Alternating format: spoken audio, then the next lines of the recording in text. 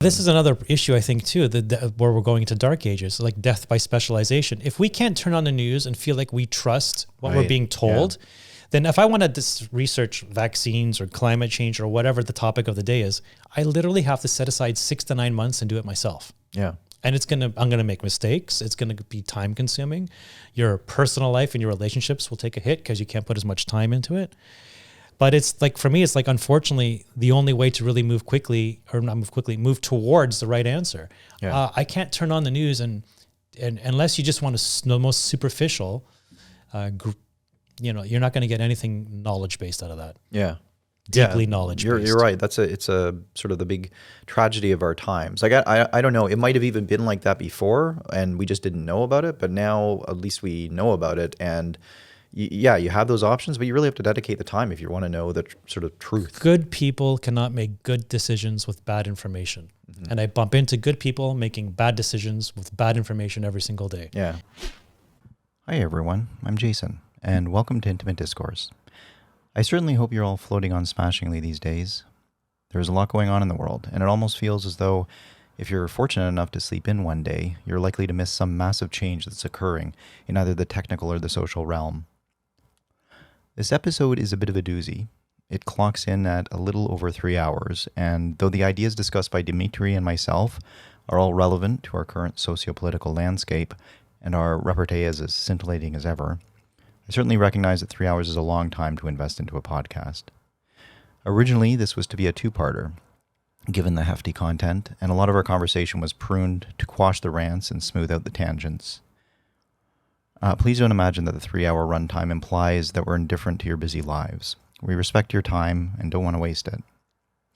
We do consider this conversation to be one worth having, and hope that you feel the same. In this show, we postulate that the West is sinking into another dark age, and point to various markers leading us to this hypothesis. We discuss free speech, the hegemony of big tech, the adherence to tribalism, the reliance on institutional authority, the problems with putting ideology before reality, the hubris coming off the heels of society's massive technological achievements, and ultimately the downside of democracy. This episode was recorded on October 16th and October 23rd, 2022, in Toronto, Canada. I sincerely hope you enjoy the show.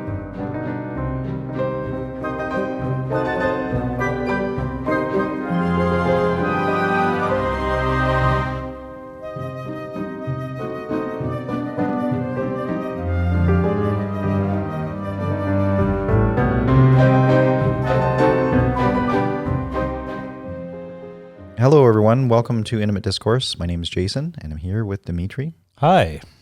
It's him. How you doing? Good. Are you talking to me or the audience the there? whole world. Okay, so today's episode is we wanted to, well, I guess Dimitri has a little hypothesis here where... And this is sort of the first I'm hearing about it and the first that we're going to be talking about it. And I kind of get the gist of what it's going to be about, but we're going to sort of see where it goes. And I have some ideas where I think it's going to go. Well, let's just see what happens then. But the idea is really, and correct me if I'm wrong here, Dimitri, but it's that we seem at this point in our history to be heading into an age that is reminiscent of what we would think of as the Dark Ages in the past, which really is characterized, the Dark Ages, I think sort of generally speaking is thought of to be in the middle 10,000 years, I guess. So like, I think the 5th century to the 10th century, really, around then. Like, there's like the Greek and Roman explosion where there's lots of stuff going on. And then there's, you have like the Renaissance and you have the Reformation. You have like even things in the 1200s and the 1300s, there's stuff coming up in history. But there's sort of this time like, where it's just sort of the middle time where there's just not a ton of records. And I think it's largely interpreted that there just wasn't really a lot interesting to say in those times. Like there was. Well, you have also the collapse of the Western Roman Empire at that time. Kind of leaves a vacuum in its place. Yeah. And the barbarian hordes came down and sacked Rome for the last time. And so then you had the splitting of Rome into Eastern Constantinople, which was Second Rome. Like they literally was an empire that had two capital cities. So they moved the capital city more or less from Rome to Constantinople. And that continued until that was the Holy Roman Empire. No, not yet. That's when the Germanic stuff. This is the direct lineage from Caesar and Augustus and everybody else. So they were very aware of their lineage, and the Eastern European Roman Empire was a Greek speaking Roman Empire, but they certainly thought of themselves as Romans. Like they did not think of themselves as classical Greeks in that sense. Right. And the Western Roman Empire, was where it started, the Roman Empire, and they around 300 and something AD, that's when they realized in order to control the expanding nature of the empire, they needed to have a capital city that was more centrally located, so they moved it to Constantinople. This way you could sit on the Bosphorus Straits and control Europe and Asia from one central location. Right. Yeah. And as such, there was less money and, let's just say, care coming into the original Rome in Italy. And with the successive waves of tribes coming down, eventually, they just got taken out. But the Roman Empire proper continued right through until 1400. People don't know this. Yeah, the Roman Empire kept on going to like 1400 AD. Right, yeah. It's a very long empire, yeah. It just was the Eastern Roman Empire. Yeah. And so in that vacuum is where you get what happened then, the Dark Ages, when the Rome proper in the West collapsed. Right, yeah. Yeah.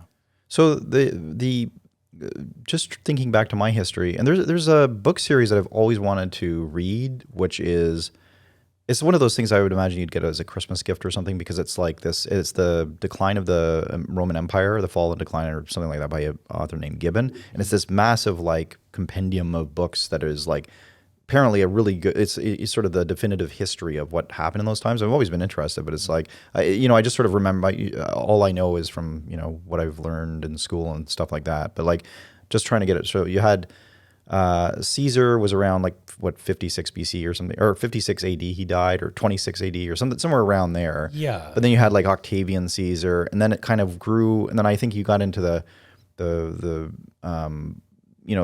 other emperors that were kind of not as I don't know, when was Marcus Aurelius? I think they call him the last good emperor. I think there was there was like 5 good emperors. Of 5 good emperors. Yeah. But the point being is that the Dark Ages really just came out of the collapse of the Western Roman Empire. Right. Yeah. And to add to that, the Eastern Roman Empire with Christianity, you can say that they kind of felt like they had the final revelation, so they didn't need to be as industrious with their philosophy and science anymore. We have the revelation, and you can say that in a sense Christianity shut down a lot of the intellectual thinking.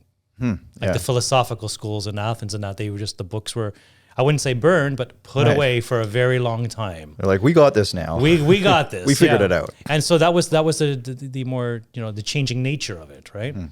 So they wouldn't have thought of themselves as like classic Greeks. They were Romans, that spoke Greek, and that artistic and literary lineage was really kind of just severed through Christianity. Interesting. Yeah. So then you have this gap, right? Not that the things weren't going on, but they weren't as robust, intellectual, artistic, creative as they were, even 1,000 years before. Yeah, it's so even if we take a little step back, I wonder if when I think of sort of the barbarian hordes, kind of like basically coming into Rome like proper, and I think it was the Germanic tribes. There's a lot of the Franks. There's quite a few Visigoths. Yeah. So is that, my thinking has always been, okay, that was because Rome got too big, I think of emperors like Caligula were just very decadent, very like, I think I read something somewhere recently where it was like something like 1 in 3 Roman citizens at some point were actually unemployed. There was social welfare and whatnot there too. So it could very well be. So I didn't prepare in that aspect. I've always loved this part of history for like 20 plus years. Right. And sometimes I really know it, sometimes I don't. Yeah. No, I just in my mind, that's what I understand it to be, is like there was just sort of a degree of opulence and a degree of like Like, we've got a lot of money to go around. We're Rome, and there's kind of a lackadaisical attitude. Like, you didn't get that like bloodthirsty kind of Caesar like. For sure, and then there was basically when they did move the capital to Constantinople, and it's been regarded sometimes that Rome proper, Rome in in Italy, just kind of became a backwater. It wasn't being invested in, it wasn't being maintained. So it wasn't like the tribes took down Rome at its height, with like all the centurions and we know what we're doing. They were in a state of degradation when they got taken down. Yeah. Okay. So, the enemy could smell blood in a sense. Right. And then, Justinian and, the last emperors there and they were emperors in Constantinople. They were criticized a lot for being a little insular too, because they had the most amazing city walls that basically then they could just hide behind their walls. And I don't know, there was a huge number of like attacks that they repelled over centuries and centuries and centuries. So then it actually kind of, that kind of changed the whole nature, like confidence, expansion, it just kind of became more like let's just hold on and maintain. Right. Yeah. Yeah, it's interesting when you look at the history of warfare and you have, it's like, let's build some walls. And then it's like, oh, hey. And then it's like, let's build these siege weapons. And they get catapults and the like trebuchets and then just kind of, it's just this constant battle between like, okay, let's get better fortifications. Let's get castles. Let's get moats. And then you have this battle, and you just see it now playing out with like, nuclear weapons and drones and like stuff like that. And you could argue, I can see the reason for much of the civilized world almost wanting Constantinople to finally collapse, because as long as it was there, it was sort of impeding a lot of potential growth, even though it was sort of the bearer of the light. It used to be, but it wasn't anymore. It's really saddening because, obviously there's so much potential. So a lot of people think too, when the fall of Constantinople happened, and these are more just rumors, but the educated class then they didn't move east because they weren't going to find for too many open ears for that. They moved westerly. And by moving westerly, they took the books of Aristotle, Plato, Socrates, the Greek tragedies, all the literary works, and they went west. And then from there, you actually get Renaissance, which is just the word for rebirth of classical ideas. Right. So the fall of Constantinople actually marks the beginning of the Renaissance, and I think they're very much linked, even though they happened in different places. Ironically, then Constantinople became a province, Greece became a province of the Ottoman Empire, and they, as such, missed the very Renaissance which they were responsible for. The Renaissance happened outside of the Ottoman Empire's territories. Right. Yeah. So imagine that, like, these are your ideas, but they actually get reborn in a place that is not your own.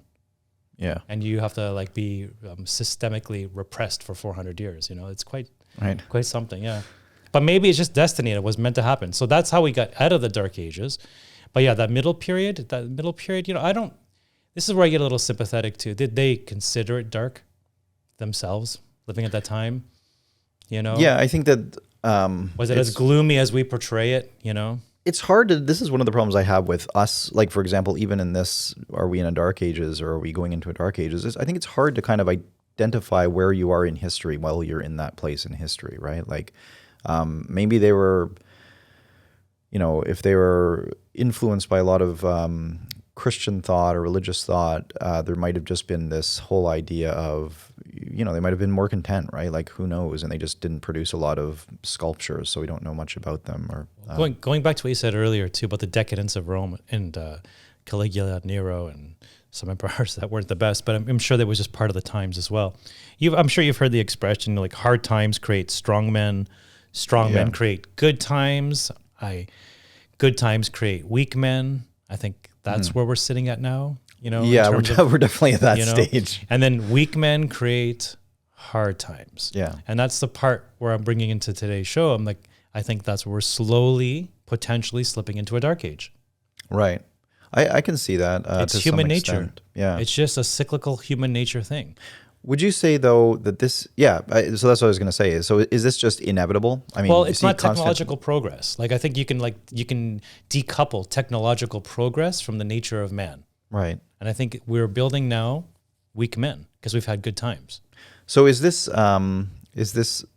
cyclical sort of aphorism where it's like the strong men create good times and et cetera, et cetera.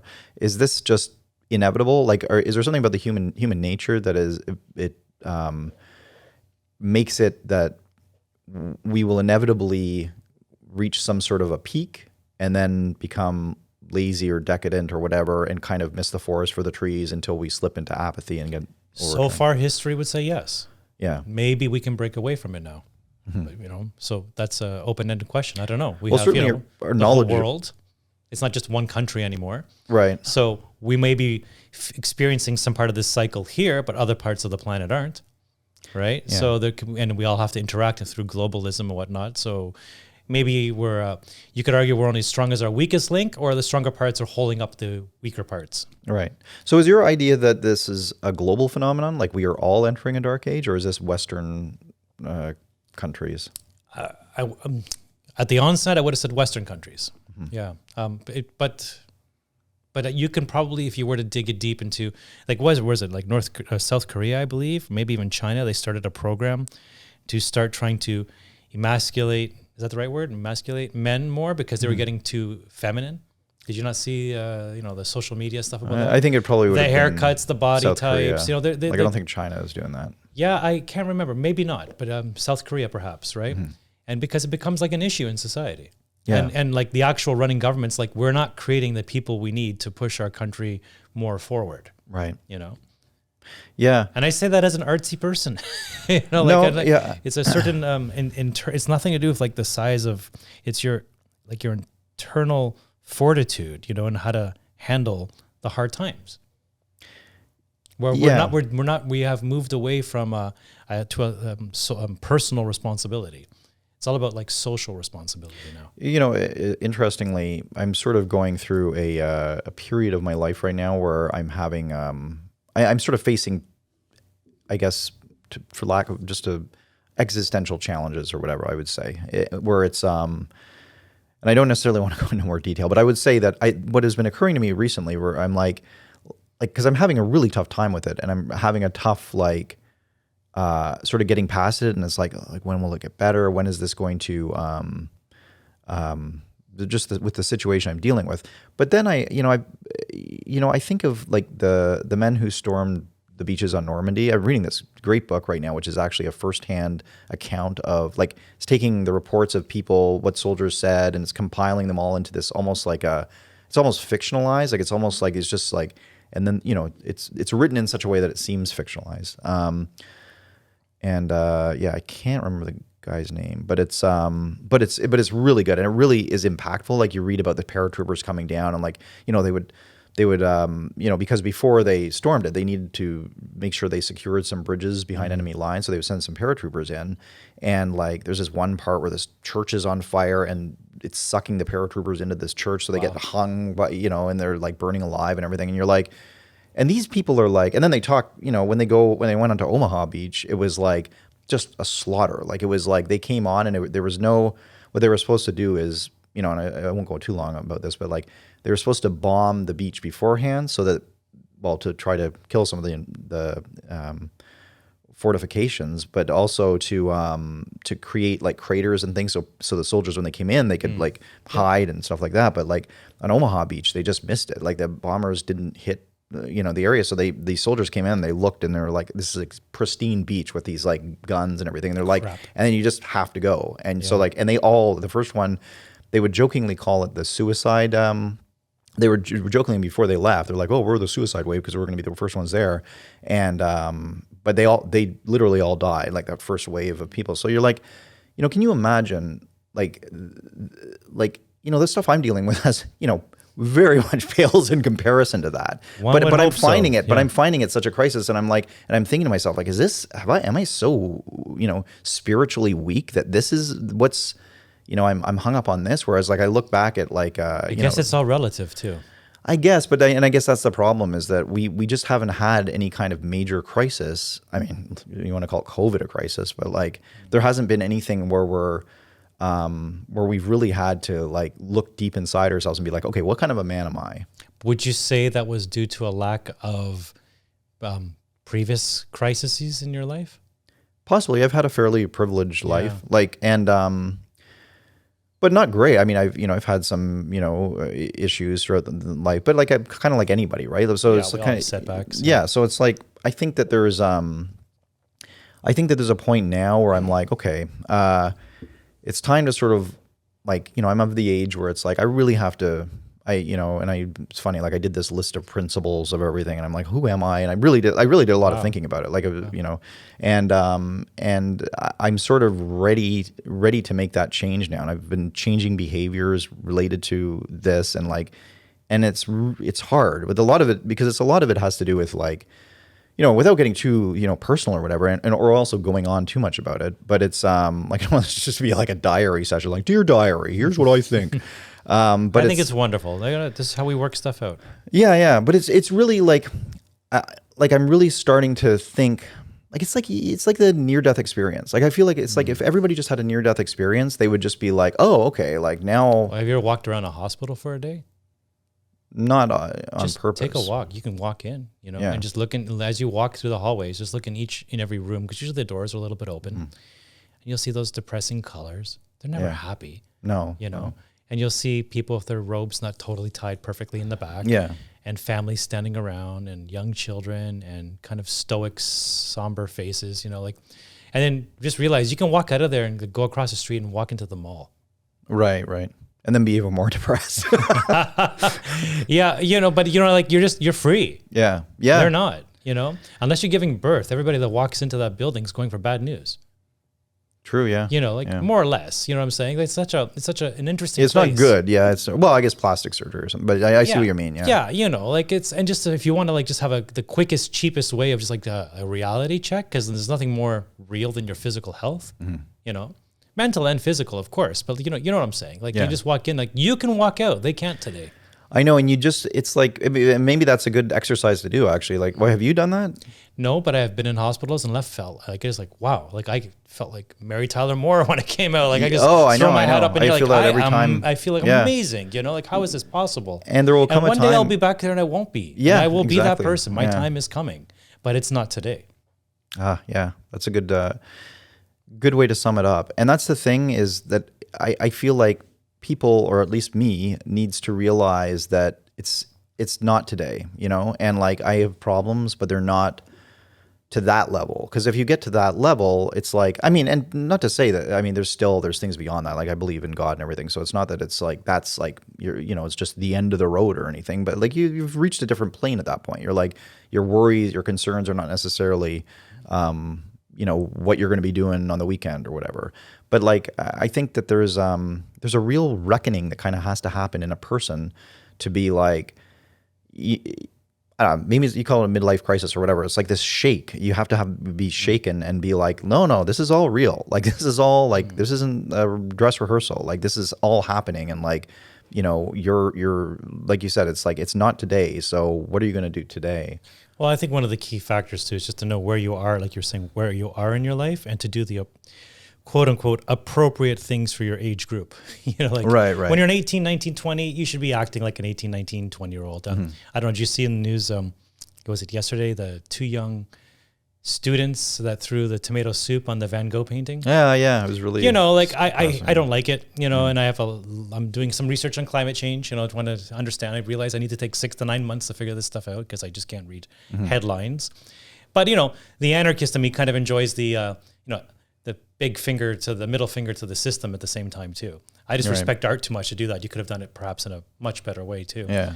Well, apparently there was some glass on it, but like I know what you mean. And, honestly, and it also felt a little contrived to me. So I don't know, but just I don't trust rebel kids these days. I don't believe it's genuine. Have the rebels become the new? Have they been usurped, and have they become the new establishment?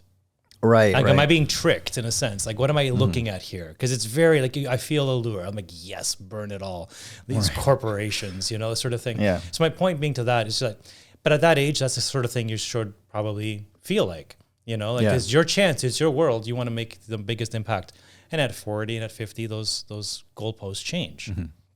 But why? Well, I'm just not to digress, but like, why a Van Gogh painting? Like, why wouldn't you go to McDonald's, or why wouldn't you go to like some big corporation? It's beautiful. It's earth. But that's, I don't know. Like I do have a problem with that because I love history, and like I wouldn't say I love art, but like I can appreciate it. And it's like, that's like, pissing on like a sunset or something. You know what I mean? Like, yeah, it is pretty punk ass though. Like I don't mind but I mean, just from I don't want to get into climate change at all, but I did read an article I had posted from 2018 in the Guardian, and like it's only going to be more true today. 70% of all greenhouse emissions are caused by the top 100 companies. So if we want to get to like fixing the planet in terms of that, go after the damn companies. Right. Don't go after me. What did I do wrong? I got up and I used what's available in front of me, and I'm pretty careful about it. You know what I mean? Like, I don't need an individual carbon footprint tracker. That's pretty dark ages. Yeah. Are you going to put a wristband around me and tell me how many sandwiches I'm supposed to eat today when the 70% of the greenhouse emissions come from the top 100 companies? So I would say their anger is misplaced. Go after those damn companies, or the politicians that allow those companies to create such a thing. And by supporting this type of thought, it is a dark ages move, because you're completely going and deciding on an emotional rather than a logical and reasoning-based approach. yeah, very much like, Is that's a key? So we kind of segued back to dark ages, because I think that actually, if you analyze it, that is you're misplacing your allocation of your resources in the wrong places, and if you do that continually, you'll be slipping backwards. Yeah. And the time and the media that goes into this is not going to be doing anything to fixing the planet. Mm-hmm. So that's bad. I would say, just as a quick rejoinder, that the top 100 companies are providing services. So like somebody would have to pick up, like you can go after, like first of all, they're probably more likely to have more stringent sort of greenhouse gas captures or whatever, because they're looked at by regulators more often. Mm-hmm. And those services that they're providing are still going to be having to be taken up. Like, for example, an energy company, like you still have to have energy. So like you could say that they, Shell or whatever is creating a bunch of greenhouse gases, but it's like, okay, well, do you want energy? Because so. Sure. But I know exactly, I get what you're saying. We're all using it. So we're all right. It's easy to say like, oh, these bad companies, we're all, but it's like, well, complicit to different degrees. But, just being a simple guy, go after the 70%. Why spend your resources on the 30%? Well, it's probably because it's behaviors that need to change in an individual sense. Stop us from even purchasing from such companies to begin with. Yeah, I totally agree with that's the wrong way to do it. You can't force somebody, or you shouldn't certainly be able to force somebody to do anything, really. And which countries are these 100 companies? Is it even in my country? If so, we live in Canada like Amazon, with 37 million people. Yeah, I mean, some of these companies are just like, and I can see, like, you think of Amazon, like, what do they take into consideration? Like the logistics? Because then you're like, okay, so they're sending their trucks, the trucks pollute, their packaging pollutes, like their whatever. Like, sure, it all, like the AWS centers pollutes, like, because of all the energy it consumes. What kind of imagery do we see during the lockdowns? Oh, look how green the world is. Meanwhile, everything's getting shipped by Amazon. Right. But, well, anyway, but there's so many little, like, I'll try and keep on topic, because I think I'm probably. But let's go back to you for a sec. So like the changing of the, is it maybe you just need to decouple from the material? No, I think what it is like, maybe, like, but I would say that I felt over the last few years this kind of building, and it's like, it's not, I could kind of put my finger on it, but not really. It was like this, like, it's like life is a dress rehearsal. I guess it would be the best way to put it. It's a little corny, but like where that would be really my mindset, where it's like this, well, tomorrow I'll do this, tomorrow I'll do that. And then it's like the years go by and you realize, well, I didn't do that, and I'm still haven't done that. Like I think of, writing another book and everything like that. And it's like, I've, like, my book was published 10 years ago, you know what I mean? Like, so it's like, then it's like, well, and I haven't really done anything since, like, writing wise, and that's ostensibly my passion. So it's like, what have I been doing? It's like, is there another book brewing in you? Oh, for sure, I have one. It's probably going to be about the last 10 years really, and like, but it's but the problem is action, right? And the problem is that, like, does motivation instigate action? Because that's what people like. I'm lacking the motivation. But there's been some research that says it's actually action. You do the action first, then the motivation comes second. Yeah, that's a good way to put it. Because I can see that. Because it's easy to talk about things. So what I've been doing the last couple of weeks, so I sort of like did up my list of 10 principles. I'm like, okay, and I really, really thought about it. Like, I've been thinking about it for a while. But I finally wrote it down and like defined it and everything. And like, even as I was doing it, I'm like, this is exactly what I shouldn't be doing because this is an action. This is just like making a list. But it's like, you had to have a framework. For sure. And so now I'm like, you know what, no matter what, I have to follow these 10 things. And like, there'll be some little slip ups here and there, but really this is the skeleton of what I need to always remember these things and almost go over it like a prayer every day and to be like, this is who I am. This is who I am. Because I know that's certainly who I want to be, right? Like, and so for example, one of them is like, live like you're going to die soon. So it's like within 5 years, because that's the sweet spot, right? So it's like, and that's about like taking action. It's about like, so anyway, so I was doing it and I'm like, I run, for example, but I would say like, there's a point where I was training for a marathon and I would very religiously do it, really committed. But I would say, and even 2019 really committed. But since COVID, it's been like, I'll go a couple of times a week. The world is different now though. It is, but it's like, it's always easy to be like, I'm not going to go today, but it's like, you have to, at the end of the day, you have to go. You have to do it. Yeah, like, and you have to, that's another one of them has to do with discipline of my principles, where it's like, it doesn't matter what your excuse is, you have to do it. Like, unless you're like dying or something, or you have something very urgent. Like, obviously some stuff comes up, but like this whole like, well, my stomach doesn't feel 100%, or like this whole, because you know what? Every time that I'm not feeling 100% and I go for a run, I don't think I've ever had a time where I haven't just felt better afterwards. Oh yeah, you never come back feeling worse. Yeah, so it's like, it's things like that where it's like enough of the excuses, and it's like these kind of like, I don't know, like I like stuff like, I mean, I don't go on my phone a lot, but I do play chess on my phone. So it's like, but I don't really play it. I sort of have never advanced. Got better. Yeah, I'm sort of still the same level. So I'm just like randomly playing these games. And there's times I find myself doing it. I'm like, ugh, like I still got to, there's still like 10 people waiting for me to play. So I guess I'll do this. And it's like, why am I bored doing this? Like, this is like, why, I don't have to do it, Yeah, when you think about like all the time wasted I didn't mean you're a young child, but just time wasted playing video games. Yeah. The colors on a screen that you move around. Well, yeah, true. But some of it is enjoyment. Like if you're genuinely getting enjoyment out of it, then it's like, sure, I think that's something. Yeah, but how much, like anything, just everything in moderation. Yeah, I think there's a point where it's like you have to be able to know the difference between whether you're enjoying something or whether it's easy. And whether it's beneficial or just entertainment. Yeah, like if you're watching some show that you're really into and it's really good, then watch the show. But if you're watching it because like I know somebody who, and I also know that he listens to this, so I maybe shouldn't say this, but like I know somebody who, will watch TV shows and he goes through this whole list of TV shows that he'll watch, but he doesn't even enjoy it. Like, or he's like, there's been times where he's like, yeah, it's okay, I'll finish it now or whatever. And I'm like, but if you don't like it, like, or if you're not drawn to it, like, disciplined, you're going to be dead soon. We're all going to be dead soon. You know what I mean? You need to, you need to be disciplined about the right things, right? Like, anyway, so there's this whole like list of things. And one of the worst things I thought, sorry to cut you up, but before you go beyond that, one of the worst things I heard as a slogan during the lockdowns was, Netflix and chill.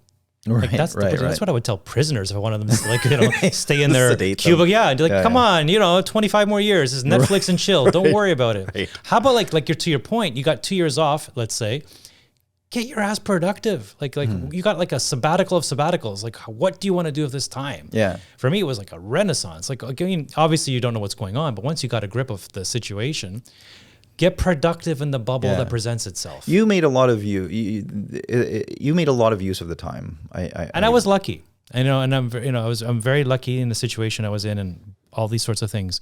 But I think inevitably most people, you could say you didn't have to commute no more, so that's 1 hour in the morning, 1 hour at night. People had a little more free time, to utilize that time and not to Netflix and chill. Right.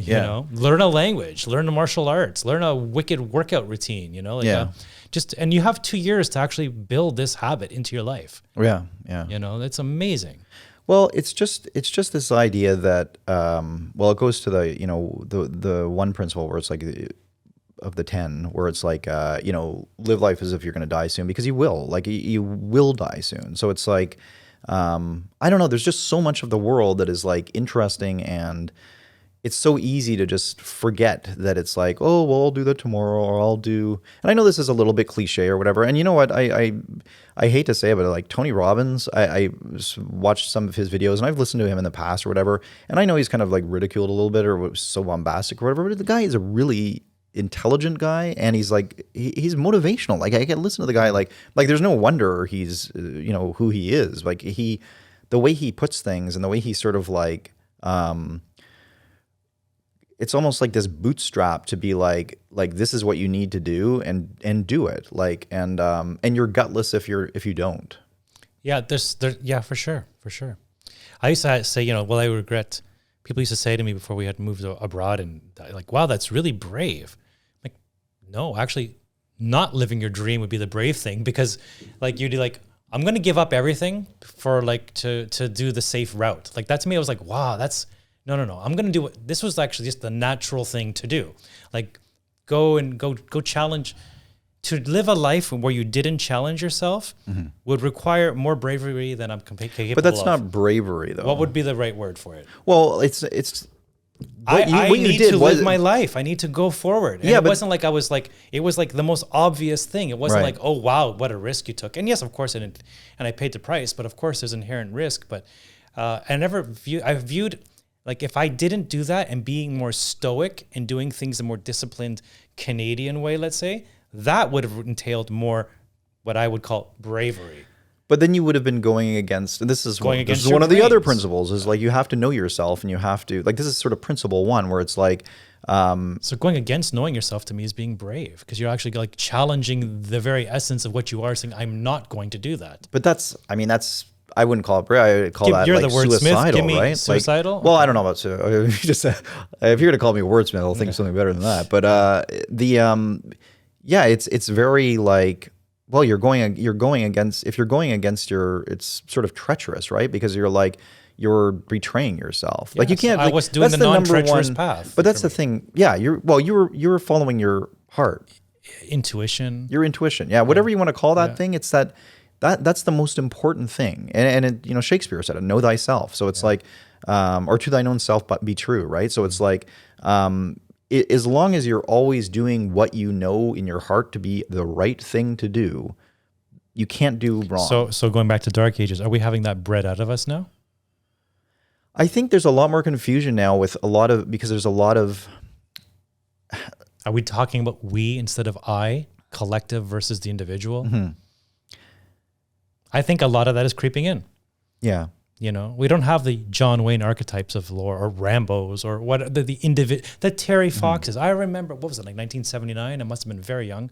And watching the always frontal shot of Terry Fox running. Yeah. And as a young child, I just said, and didn't even cross my mind that this man was a victim of like a bad medical disease, He's like, screw this, I'm going, and I'm going to live my life to its fullest and make a dream come true. Mm-hmm. And perhaps that's the same intensity I had in my heart when I moved abroad.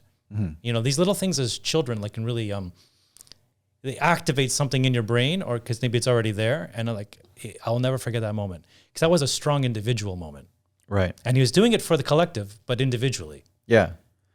Yeah. It's an incredibly inspiring thing. And I don't think we have, even look at superhero movies today and whatnot, it's always about the team. It's Avengers. It's not about the individual doing it. That's anymore, funny, yeah. Right. And if you look at the creation of those characters individually, they all had some sort of pain that they had to overcome, and they were very strong individuals as a result. Mm-hmm. But now it's all about the team. Well, yeah, I guess you could say like Wolverine, Batman, and we romanticize them, and we used to more, but I think there's something to that. Today. I think because of technology, it has just forced us to be more global in outlook, more sort of entwined with each other. But I think it's also been a sense of confusion. Like, I think that this idea of making sure you know yourself and where you're going and how you would distinguish yourself from others is really important. And you have things like with social media and this whole, how everybody is always trying to be, one of the crowd, oh, I got to make sure that I have the Ukrainian flag. So it's like, everyone knows I'm on the right side. Like, I think, and get all your points for your social points or whatever, like that whole drama that goes on, like that's, I don't think we really had that before. Like we'd have like things in high school, but like you didn't have that kind of carrying over into adult life, like where it was always important to put on that public face. And I think people get confused about what their public face is and who they are inside, because not enough people disconnect from all that and just think and say, okay, who am I? Like, I'm not saying that I did anything too different or whatever. Like I'm one of the, elite or whatever. But I think it is important to kind of at least assess who you are and do a list of principles that you think define you, or have some way of doing that, of analyzing your behavior and thinking to yourself, like, is this a life I want to lead? Who am I? Am I achieving? Honestly, I'll more blunt, more brute force. You just got to be inspirational and just do something with your fucking life and move forward. And just Wim Hof. Like, someone asked him once, like, how do you get motivated to go into like the cold water every day? Like, what do you tell yourself? He's like, I just do it. There's a certain point where like talk has to end and you just get into action. For sure. And that's it. Just get moving. Yeah. And you will figure out what is the right path once you are moving. If you try to do the perfect plan and lay it all out on a template on the screen, there's just so many unknown variables that and inevitably you're not in action. You're just writing. So you need to write something. But the sort of the urban myth, like Greek restaurateurs would make up their game plan on the back of a napkin while two waiters were talking to one another. Right. You need to write something, but then you got to get the stuff moving, right? For sure, yeah. And I catch myself because I can get to like details and like to write things down and hum and haw. And I remember one time too when we had our franchise operating abroad, and I had all these homemade charts on Excel, and I was, creating all these this versus this category of sales and this versus this. And at a certain point, I stopped myself and I'm like, if I'm looking at these charts all day long, trying to figure out if things are good, it means things are bad, because the good should just be obvious.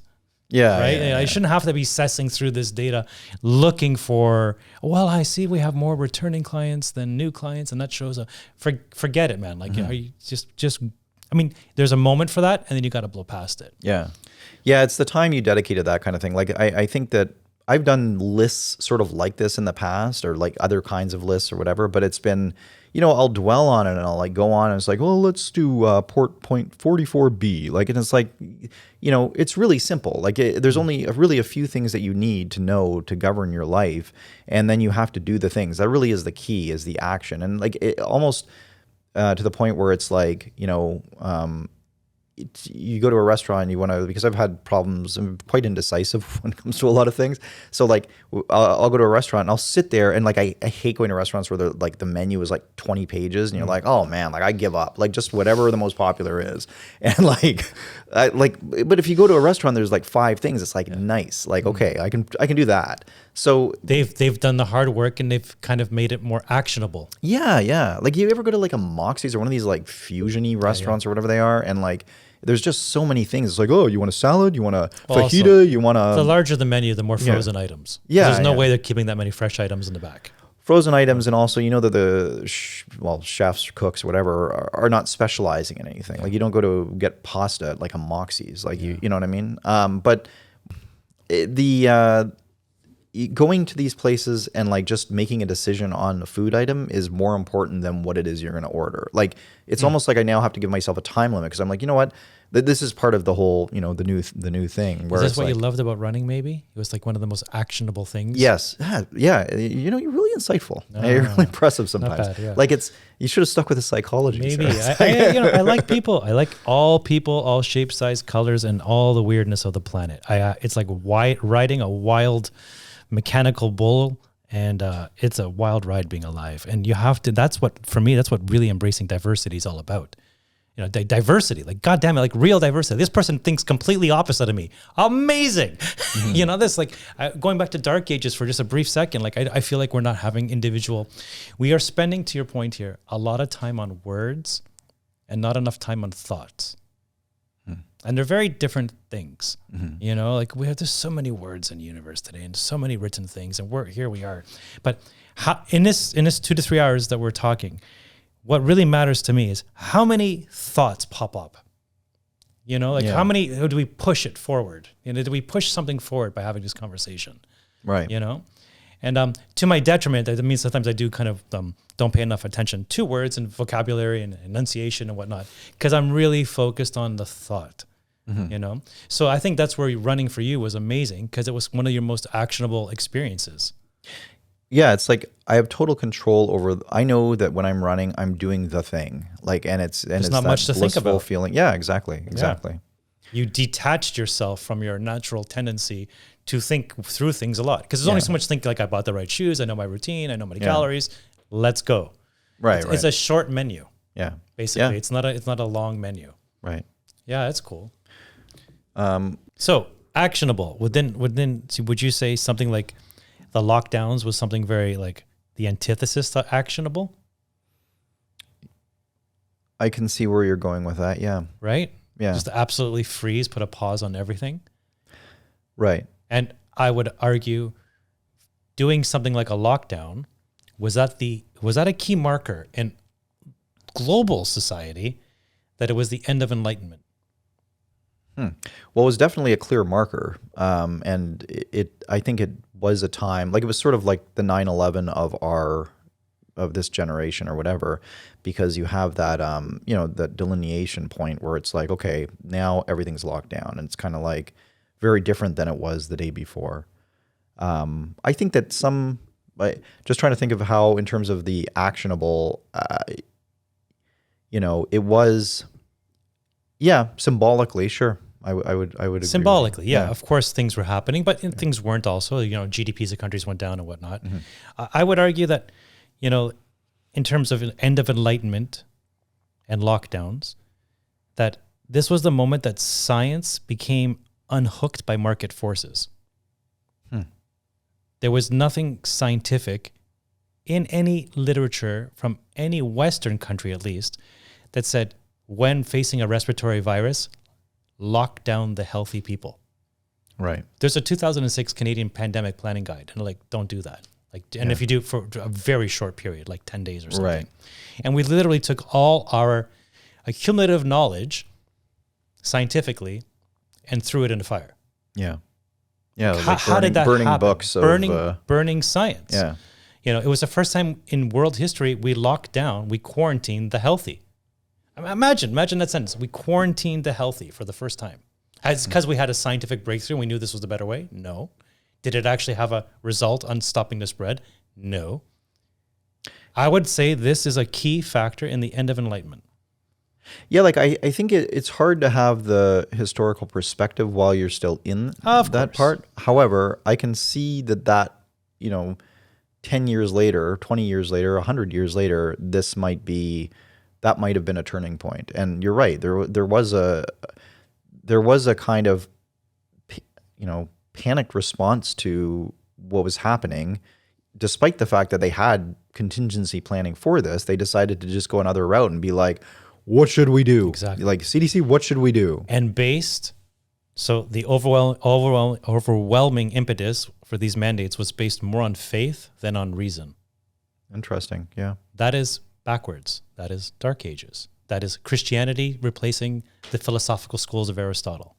Okay, well, let me push back then for the sake of argument. I will say, though, that I think the argument would be made at the time.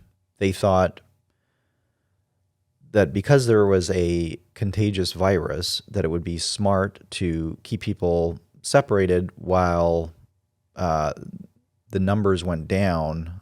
Until what? You reopen? Well, I don't think at the beginning they necessarily knew that it was going to be quite so tenacious, and just kind of always be, I think that they were talking about get the curve down or everything like that. So I think that they didn't think that it was going to be quite so infectious and quite so like just sticking around for longer. 2 weeks to flatten the curve has to be the biggest bait and switch of the last 100 years, and has no basis in science. And it was sold to us full on. Well, but you should say, I mean, it does have basis in science because the numbers did go down once they did that.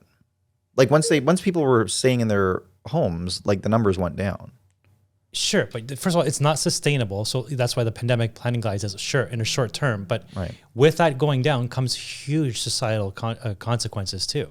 Mm-hmm. So we can't just look at one metric also. Yeah. And if it's inevitable, because that amount under the curve, whether it's spread out over a long time or a sharp peak, is the same number of infections. You're just spreading out the total number of infections over a long period of time or over a short peak over a short period of time. And one can argue, when and what to do. But the longer it goes on, the greater the subsequent collateral damage is. Well, I think they made a judgment call, and I'm sort of I agree with you, but I would say that I think that they made a judgment call that they didn't think they had the hospital infrastructure to support it if more people came in sick. And was 2 weeks going to rebuild the hospitals? In general, most people were following the advice of the WHO, and I think if you're a politician, especially these days in a Western society, in a pandemic that you haven't had before, you're like, okay, I don't want to mess this up. So like, I would rather have, suffer from a poor economy for a bit than have millions of people die under my watch. So yeah, it's but if you go deep, like economic health is public health. Like they really do, they're intricately linked. I agree. I don't think we have strong leaders. I think that's the problem. There we go. We're back to the good times bring weak men. Yeah, that's a good point. So some people say, even if you divert into like this Putin Ukraine thing, which I really don't know much about, and I don't want to get into it on the ground level like that, but it's toxic masculinity. Like, okay, wait, no, it's basically weak men, or weak morals, right? And you don't combat that by like, well, let's just all have then female leaders, because men and women can be morally corrupt the same, right? Right. You combat these moments, these leadership moments, with stronger moral characters. I think we're reaching a phase now where, if it's no longer checkable, these if you want to speak up about the metrics that are going in a certain direction that you say we're causing more harm than good, and we have centralized things like the WHO and whatnot dictating to us how we run, that is another indicator of dark ages, because you are having death by specialization. There's no more generalized knowledge. It's like, well, I say this and I say that, and everybody's compartmentalized in their own little silos. And you're not looking at the overarching arc of what the damage is. Right. Yeah, that's what the leader's supposed to do. Like they're supposed to be that generalist. Like they're supposed to represent the everyman almost to some extent. They have their specialists or whatever. So are we hitting dark ages because we've had so much specialization in the last 100 years now that we've actually lost a bit of a big picture point of view? Maybe, but I think it's also just a case of it's like the incentives for like good, strong leaders to actually get into politics and start running for office are not there anymore. Like you don't have, like you're always under the microscope. Like people are stupid. Like you know what I mean? Like nobody's interested in paying. If you say like, okay, I've got a 10-year plan to pay down the debt, and that involves like maybe more austere measures or like raising taxes or something, people are not going to vote for the person. So it's like, you always have to window dress something for the morons. Like really. Yeah. Yeah, we have this is a little rant from me, but like we have like the wielders of bad ideas. Like as soon as people can't check something, the likelihood of catching an error goes up. Right? You're not allowed to check for something. You can't talk about it anymore. It's taboo. Yeah. You're stained. That's only going to increase the likelihood of an error. Yeah. Right? So that is another indication when we have this sort of, Facebook fact check, or you're banned off social media or YouTube, you're going to only increase the amount of errors because nobody can actually cross-reference what's going on. You're going to stumble into a greater decline intellectually. That's not diversity. You don't combat bad information by censorship. You combat it with more good information. Otherwise, like you said, you're pandering to the morons. Yeah. What do you think of like Facebook? The idea of like making these like massive technology companies utilities as opposed to private companies. I think, or like almost not nationalizing them, but like having some stipulation. People mistaken me for right wing sometimes. This is where a case where you need regulation. That's not a right wing thing. It's not a free market thing. The free market may take you there eventually in 200 years, but by then we've destroyed ourselves. Sometimes you have to interject with regulations. I would agree. They are, in this day and age, the town square was a mechanism in which pre-car, pre-automotive era, people would meet, and it was really the social hub.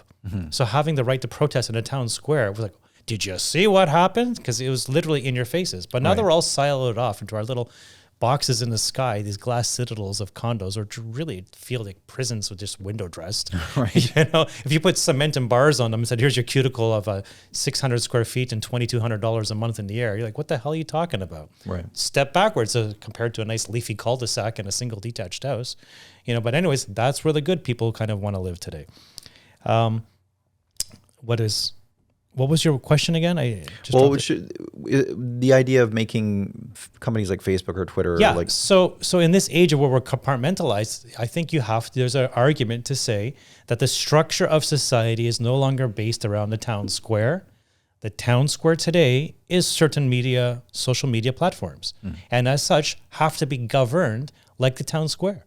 Right.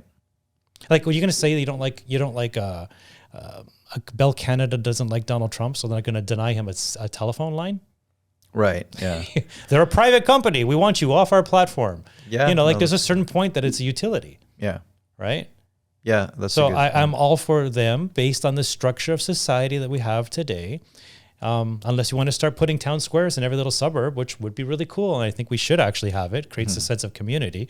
But in absence of that, yes, social media should be considered a public utility. Just like the internet now has become like a public utility. But you know what the funny human right to have internet. Yeah. Right. So you can have the human right to have internet, but you can't read what you want to read on there. Right. Yeah. No. But you know, I would wonder though. So say they are a utility, like, what happens when you have somebody who? Because what they'll say is like, so then what? Somebody can just like, you know, start just because there's things like hate speech. You can't promote hate as a platform, but and there's laws for that already. Like if you write on Twitter, I hate X and Y social group, you have the right to be banned. That's you can't say that in public, you know. So okay, so I have a question because this came up where there's a guy who he was running for a office in, I think, national office in Canada. It was some party that was like, you know, whatever, they got the requisite signatures. And he was a leader of the party, and he said something like, we have to get the Jews out of Canada. Like something along those lines. And he was like obviously condemned. Yeah, it's hate speech. Yeah. So that's my question is like, is it? We have laws though for that stuff. Okay, but how do you distinguish between something like that and, because what the tricky thing then gets to be, well, this is legal stuff. This is where the lawyers have to figure this out. See, this is where I'm a free speech absolutist, where I think that, like, I obviously don't agree with that, but it's like, but you have to let people sort of like, let this guy say what he wants to say. Like, because if you start getting to, and then, you know, people can decide whether that's right or not, or whether they agree with it or whatever. Well, I think, you know, verbiage matters too. There's ways you can argue, I think, in a more intellectual manner, like, you know, immigration laws need to be aligned with metrics that allow cultures that are more likely to integrate in a short-term, better way, and yada, yada. You know, you can get around it because you're not specifically naming any one person. But does that make it better, or does that just conceal the hate? I think it makes it better because you have to admit, if you're just always harping on one racial group, then that's racism. Yes, if you're saying, it might be racism, you know, but I don't doubt that that's racism. I just don't. What I don't like is this idea that some things you can't say and other things you can, and that barrier or that like boundary is sort of ill-defined, because like hate speech actually, I think, is inciting violence toward like another. Yeah. So it's like trickier. Technically, I'm pretty. You know, don't get me wrong. If someone wants to scream fire in a movie theater, I'm like, well then, and they usually say, well, everyone just runs out. Well, you have a bit of personal responsibility to turn your head a little bit and see if there's a fire. Yeah. You know, I agree with you, but I think there's just the verbiage matters, and I think there needs to be a wider breadth. I'm with you, but there's still going to be some limits somewhere on there. But where they are exactly, the problem is the some limit somewhere on there, because like if then you have like Donald Trump getting banned from Twitter, like should he be reinstated? Like then it just becomes the same question that we're dealing with now. Like that. I think I saw Salman Rushdie say something to this effect, where he's like, as soon as you put I believe in free speech, but, and I believe in free speech, but the problem is who decides the but, where the but goes, how long that line is, you know, that sort of thing. Yeah. And that's a very tricky one, to be sure. I would just put it at a very like a very, very high breadth of free speech, but there will be some limits, but nothing like today. Like you can literally put today on Facebook a British medical journal study, and then Facebook will be like, yeah, that's been fact checked and it's a hoax. All right. Yeah, I love how Facebook's fact checking. Bill Gates is, funding lead stories, which are the independent fact checkers for Facebook because he doesn't want to have that sort of story come out. Mm-hmm. So that's just suppression of data. So I think it's really, you have to be careful with it. But I'm with you. Generally speaking, we will get to better truth if we're allowed to speak more. If you don't have freedom of speech, you don't have freedom of thought. And I think that there's less free speech today than there ever has been in my lifetime. Mm-hmm. And I'm seeing around people, going back to words versus thoughts, a decline in the quality of thinking. Right. And I think it's directly tied to the lack of free speech. People self-edit themselves all the time now because of social media, and they're afraid to put in a like on something or put their 2 cents in, even if they totally agree with you. Why? Because they know there's going to be societal repercussions.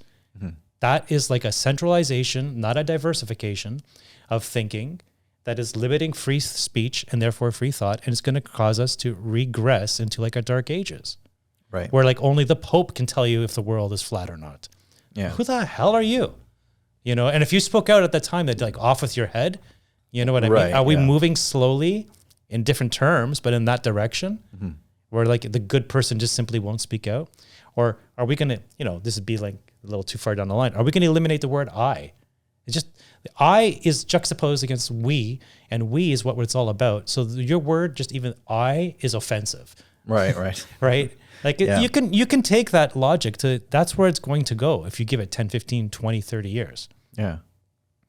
One of the things I did on my little vacation a few weeks ago was reread 1984, and I forgot how good that book was. Like it is harrowing, like how the totalitarian, like just, the whole doublespeak thing, and it's like, I thought it was nonsense as a child.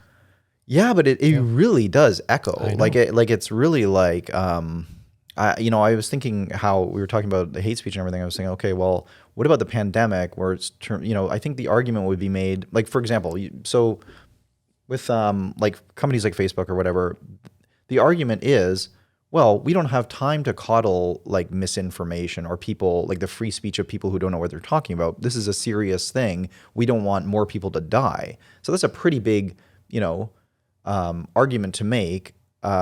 So if you don't have that, this is where I say, like, if you have the absolute free speech versus some sort of like but kind of thing, if you always have the but, there's always room for somebody to say like, well, obviously we don't want all these people to die. Like there's always some... The but has no limitations. Yeah, and I think that's the problem. I think and it will always come off as you're doing it because you're protecting somebody. So you have this altruistic. Yeah. The most was it C.S. Lewis? Like the most terrifying form of tyranny is the one in which the tyrant believes they're doing it for the common good, because then they feel no actual remorse for the tyranny they're imposing on people. Right. That's the but. Yeah. It's I think it's a real argument for like just like there's always going to be some moron who's going on about we got to get the Jews out of Canada or whatever, right? Yeah. It doesn't mean that they're Jewish groups shouldn't condemn them and everything like that. Like they get to say that as well.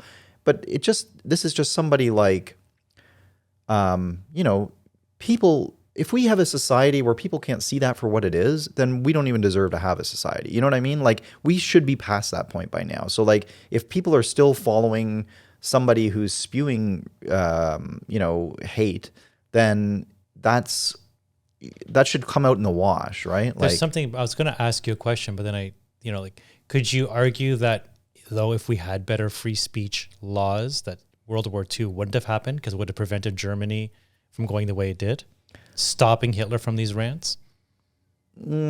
Or, this is where does the sophistication of a culture allow for such limitations, and therefore they're almost inevitable, and you have two choices to make: either complete totalitarianism where you don't allow speech, or you let the guy just rant?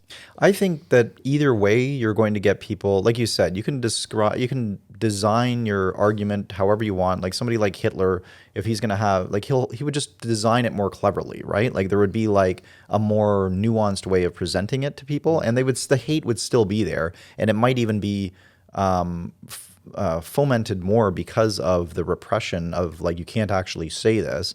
Let the maniacs shout from the rooftops so we all know who they are. Well, to your point, like the unvaccinated in the last year and a half in Canada and most of the world have been like an immensely repressed and segregated group, and their voices were completely shut down. As you're a granny killer, you're anti-science, like just literally, which they have been proven totally right in most cases. And I haven't met too many people who didn't get the vaccine who regretted not getting the vaccine, and that's their personal choice. Like just your choice, man. Like I'm not saying it's good, I'm not saying it's bad. I'm just simply reading reports and telling you what the reports say. Never mind my 2 cents worth. We have to be so careful with all this. Because it repeats itself in history. We just went through it in 2021, 2022. Immense segregation in the name of the common good. And we're willing to trample your neighbors in the name of a freaking injection against a disease that has like a 99, throw whatever number you want, % chance of survival. Like what have are we still like going back to, are we just, I think Douglas Murray called it, I forget the name he gave for it, but we're the St. George syndrome, where you're, I got my sword and I see the dragon and I will slay the dragon. And then after that, you get all this social... St. George in retirement, I think it was. Yes, and you get all this sort of social credit because look, and then you start, in the end, the final process, you're just waving your sword in the air at imaginary dragons because there's none left, but you're still looking for the social credit you once had. Like it's a weird human nature thing that we saw completely come back out, and how quickly we could regress into a dark ages situation just like we did the last year and a half. It's not slow. You're right. And what's absolutely fascinating is how nobody ever thinks that, like, people look back at, like, for example, the Nazis, and it's always like, whoa, Germany, like, they must have all been insane. Like, are they, how could they ever fall for this? I would never fall for this. Like, and you see the same thing playing out, like, not the exact same thing, but you see the similar thought patterns playing out, like, for example, in 2020, where it's like nobody thinks that they're the bad ones. No one thinks that they're the ones that are ignorant. No one thinks that they're the ones that are doing, but meanwhile, they're like, it's like the exact same thing. It's like you're just repressing another group. Like you don't see the parallel there. And it's like they don't see it until like years later. And it's usually, this repression usually comes from the most benign and altruistic of slogans and words. Right. Like for the common good. Do you know Yao Mi Park? The young North Korean defector. That, And I just saw this quote from her. I'm going to try to get it mostly right, but she was basically saying, like, what do you mean? Like, we were told so back in North Korea, we were told by the leader at the time, we'll give you rice and meat stew every night. Just give us your land, and we will provide for you. We will end inequality, right? And of course that didn't happen. What you ended up doing is giving away all your rights. And some people might disagree with this, but she's like, in America, you say, what's so wrong with inequality? It means you actually have a chance to move up and make more. It actually is an indication. The problem isn't inequality. The problem is poverty. What's happening to the people at the bottom level? They should still be looked after to a certain degree. But the fact that some people have more than others shows that there's a lot of autonomy in your own personal decisions. Right. And it's not being dictated to from a centralized mechanism. Yeah. Who used really benign words to try to lure you in. And I'm very, very, very skeptical of any kind of slogans. Like just going back to, coming back to dark ages and technology, because I think we always try to think like, well, we have so much technology. Like technology and human rights, very, very different things. And, like digital tyranny poses a much larger threat to humanity than any virus. Like I'm willing to die to ensure the next generation has a free democracy to live in. For me, that's the goal, not self-preservation. And I feel like even though we talk about this communal thing, everybody's really just talking about really protecting their own asses. They don't want to catch a disease. Yeah, but that's human. I'm willing to go to work and keep my business open and catch a disease if it means society keeps functioning. Right. Like it's sacrifice, that's actually the weak component to my way of thinking. Well, you also, but frontline worker could be the small business too. But we're also talking about like with COVID, it was not exactly like, people have died from it obviously, but it's like your odds are pretty good given your age bracket. So like you're 100%. You're not like I wonder if you would make the same decisions if this was a 50% mortality rate, No, right? the situation changes. I agree. Okay. Yeah. So, but even then, you can't hide in your house with a 50% for the next 10 years and just like, well, I'm going to like do things digitally. There's going to be a moment that for the next generation, I'm going to have my Omaha Beach moment. Right. Like, well, this is it. You know, like I just wait. I'm not going to let the world be destroyed and have my children's future because I was afraid to catch a disease at even a 50-50 chance. yeah. If you knew your children were going to have a better life and it costed you a 50-50 risk, you wouldn't take it? I mean, I don't have kids, so. Neither do I, but I'm just saying, but all the children of the world are mine. Like I just, I really care about the future, and like that I would in a heartbeat. I don't know What am I? I'm nothing. Like, so like, it's all about them. They're the next group of batch. I don't know if I have that kind of altruism. It's your World War II moment. But I mean, that's not something like if it's a risk, then I take the risk. I'm not going to go into certain death, like, just to be like, so the next generation, like if somebody put a gun in my head and it's like, 1 million people will die or you can get killed. I'd be like, go for the million. Like, I don't want to die, like, I mean, I know that sounds selfish, but I'm just being honest, right? See, like, we have a very good contrasting points of view there. I think it's really good. But I don't think you completely necessarily disagree, and it's awesome. I don't know if you necessarily know what you would do until that moment comes, right? Like, I mean, no, I'm nothing. You can literally splatter me on the road. I don't care about myself. I'm not joking. But I know I'm not joking. How do you know that? I don't care now. Like, I'm nothing. I know my wife and I feel exactly the same. Like, just like, you're alive, but it doesn't mean anything because what matters more is the seeds to be planted. And that's the world now is as it is. It's what's coming after that matters more. So why would I put I'm really detached from the material in that way. And it's not because I'm some sort of spirituality or something. It's just, if I want to make sure the common good actually grows to its fullest potential, this is the action I need to take now. But what do you care about the common good, I guess, is because we're all a family on Earth. I mean, I don't really agree with that. Like, I mean, to some extent, it's like, I don't want any other human being to suffer or whatever, but if it's like me or some random person I don't know, like you get my family involved, it's okay. It's a different story maybe, like in some circumstances, but like, me or like 10 other people, it's like, I don't know these people. It's not the family even, although it pains me to say that. It's the ideas and the potential of humanity must succeed and grow forth. It's almost like the universe is beckoning it. This is why humans were put here. And anything that stops us from achieving that level of consciousness is wrong. And therefore, if I need to take one for that in order to continue, it doesn't have nothing to do with my particular genes and those around me. It's about the potential of humanity to do what it was supposed to do in this universe. That's all that matters. I don't know. It's just me. Yeah. Well, I mean, and I like material things. I don't want to make it sound like some position where like, oh, this guy must walk in a robe all day and not comb his hair. Not at all. But it's just I am detached from it at the same time. Interesting. Like I get the part about believing in something greater than yourself and knowing what the right thing to do is and following that. I just don't think if it was put as simply as like, if people were like, if somebody was like, okay, say there's the Nazis,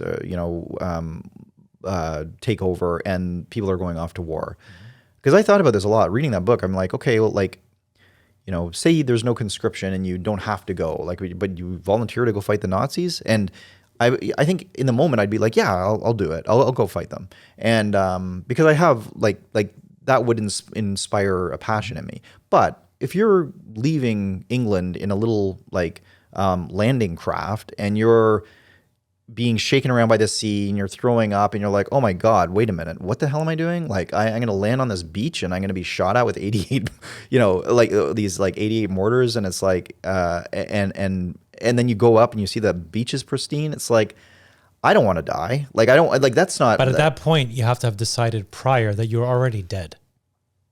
Yeah, I guess you have to. And it's the idea that your action will keep your death will keep that idea that you believe in alive. Yeah, I think it's also a military thing. Like if you're in the military, maybe it's different. Like I don't have faith in necessarily other people, like just by default, right? Like so it's like, if I was in the military, I was in a unit and I had faith in my commanding officer, then it's like, okay, like I know that he's going to do the best thing he can to make sure that I don't die. And if I die in the process, then that's just the way it is.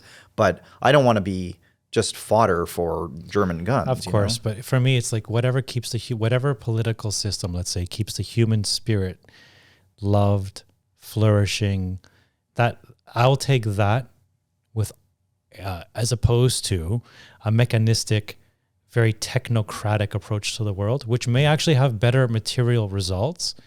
For me, it's still leading in a direction that will not aid the reason why humans were put on this earth to begin with. And that's the key focus.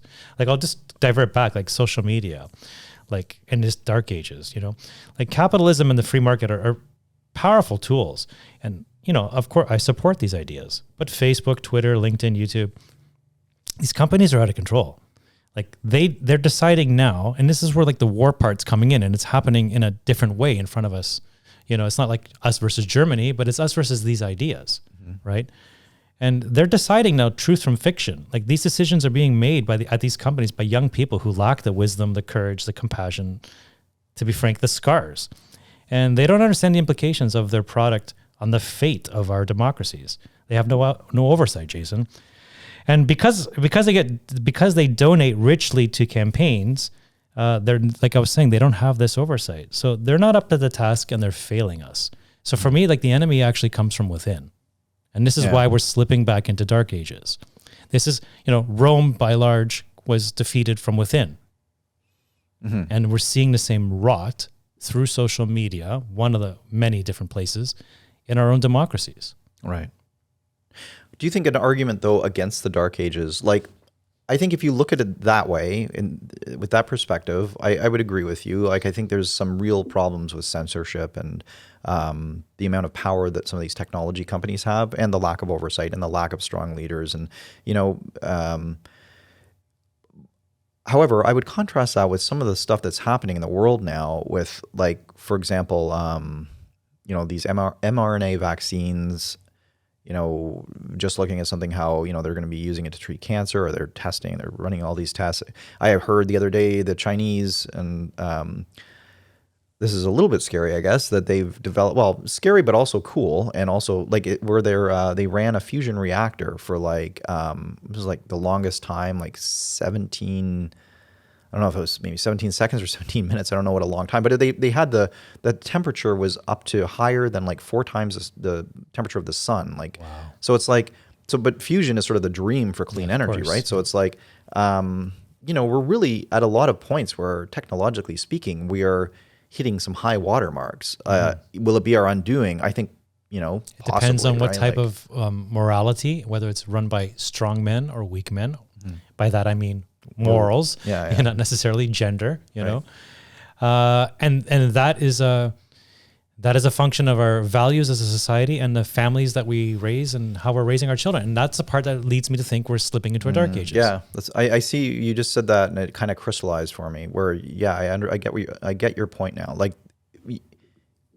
it doesn't matter. Yeah, it doesn't matter what we're achieving technologically. Actually, it does matter, because like it depends how it's wielded and who it's wielded by. So if you have a society that is rotting from within, if you have Caligula, for lack of a better word, give him this technology, like God knows what he's going to do with it. Exactly. So it's almost like we need to force our own evolution now. Like we need to almost like force a consciousness evolution, because we're running around with these caveman brains with like the weapons of gods. Yeah. Imagine giving a loaded gun to a 3-year-old. But the gun is technology. It's amazing. Look what it can do. All this stuff. Right. Well, but yeah, look who's holding it, right? And I think that's the wisdom part. We have data, we have information, but so we know the actual like data on things and what it is and what it's made from. But do we have the wisdom to know how to wield it? And do we even value that? Do we even think of that word? I don't think it's part of our. It's like, because we can do it, we should do it. Kind of technocratic world that we've built. If there's an evil, that's an evil to me. Yeah, I think inherent universal evil. People make sort of overtures about with AI and with genetic modification and genetically modified foods. There's always these overtures toward we have an ethics department and this and that. And it's like, yeah, but overall, I think you get down to people. on an individual level, I guess I'll go that way. You have people that have jobs and they want to do their job. You're some ethicist at Monsanto or whatever. It's like, okay, you want to keep getting your paycheck. It's like, Oh, yeah. What do I have to Follow rubber the money. stamp? So it's like, I don't even think I'm sure there are ways that they have of putting things that they convince themselves that they're doing like no harm or whatever. I don't think they're malicious. It's just that that's how business works. That's how corporations work. And so another fact of dark ages too, that's how universities work. So, when you're getting hired these days at a university and you're going for your PhD or professorship, they'll ask you what type of research do you wish to do at this university and how much funding do you think you can secure for us? And if you don't have the right answers and a lot of funding, you're not going to get that job at the university. So only the questions that actually bring in the greatest amount of grants are the ones that are being researched. Well, I also recently there's this. I heard that there's that. What's happening is if you don't have a sufficiently adequate DEI component to your grant applications, I prefer DIE, but sure. Yeah. So the what was it? The Department of Energy in the States has they have like a national science. They have a certain amount of money that they grant to universities or like researchers or whatever. They're actually, I think, one of the largest obliged funders. to put it to companies that do the right numbers. That's right. Yeah, they do it. You have to make sure that when you're applying now, they have a whole oversight committee to be like, well, make sure that you have enough diversity, enough inclusion, and everything like that. So offensive. I find it immensely offensive. Can you imagine now you have people that have some great discovery and they just need money to do it. And it's like, well, wait a minute, like how many people of color do you have on your team or whatever the criteria is? Like what do you think about the economic situation? And define color. So now if you're in Africa and you're the minor, you know what I mean? Like I hate to use the word, but whiteness isn't the same all over the whole world. Right. You have this thing. I've heard it referred to. It's like majority preference. So in this, unfortunately in North America, the predominant person is still white. And I say that, hand on my heart, unfortunately, but there is certain as tribal, if you're in China and you're the outlier, you're part of the outside tribe. There's a certain preference to your inner group. It's just inner group tribalism. In Africa, it's going to be the same thing. So how is this even a global diverse way of thinking when really you're just selecting based on the geographic location and who's the predominant race in that area? Yeah. That's why you're doing this and you're impeding knowledge. Right. Okay. Dark ages. Well, what did you say? Unfortunately, in North America, Well, I just meant I really do believe in diversity. But to this, it's just an unfortunate reality that the majority of people here are still of Caucasian background. Well, why is that unfortunate? It's only unfortunate it's not unfortunate. I just mean it's a reality. Bloody race traitor. It's unfortunate, but it's the reality is what I'm trying to say. But what is unfortunate about it? I mean, because that's just the way the world works. Is white bad, Dimitri? No, but it's unfortunate for those who are the minority. So imagine, for instance, you're an Asian or someone who's non-Caucasian background, and you've been here and you married your own type for 100 years. So you still are predominantly of the genetic background of the original ancestors that brought you here. That must suck to a degree because let's say you look as Chinese as a person that came here 6 months ago, but you only know North American life. You're like, I don't even know what China is. I don't know. I've never been there. I don't speak it. I don't eat it. But you just so happen you married a Chinese person. Your parents may have been both of Asian background.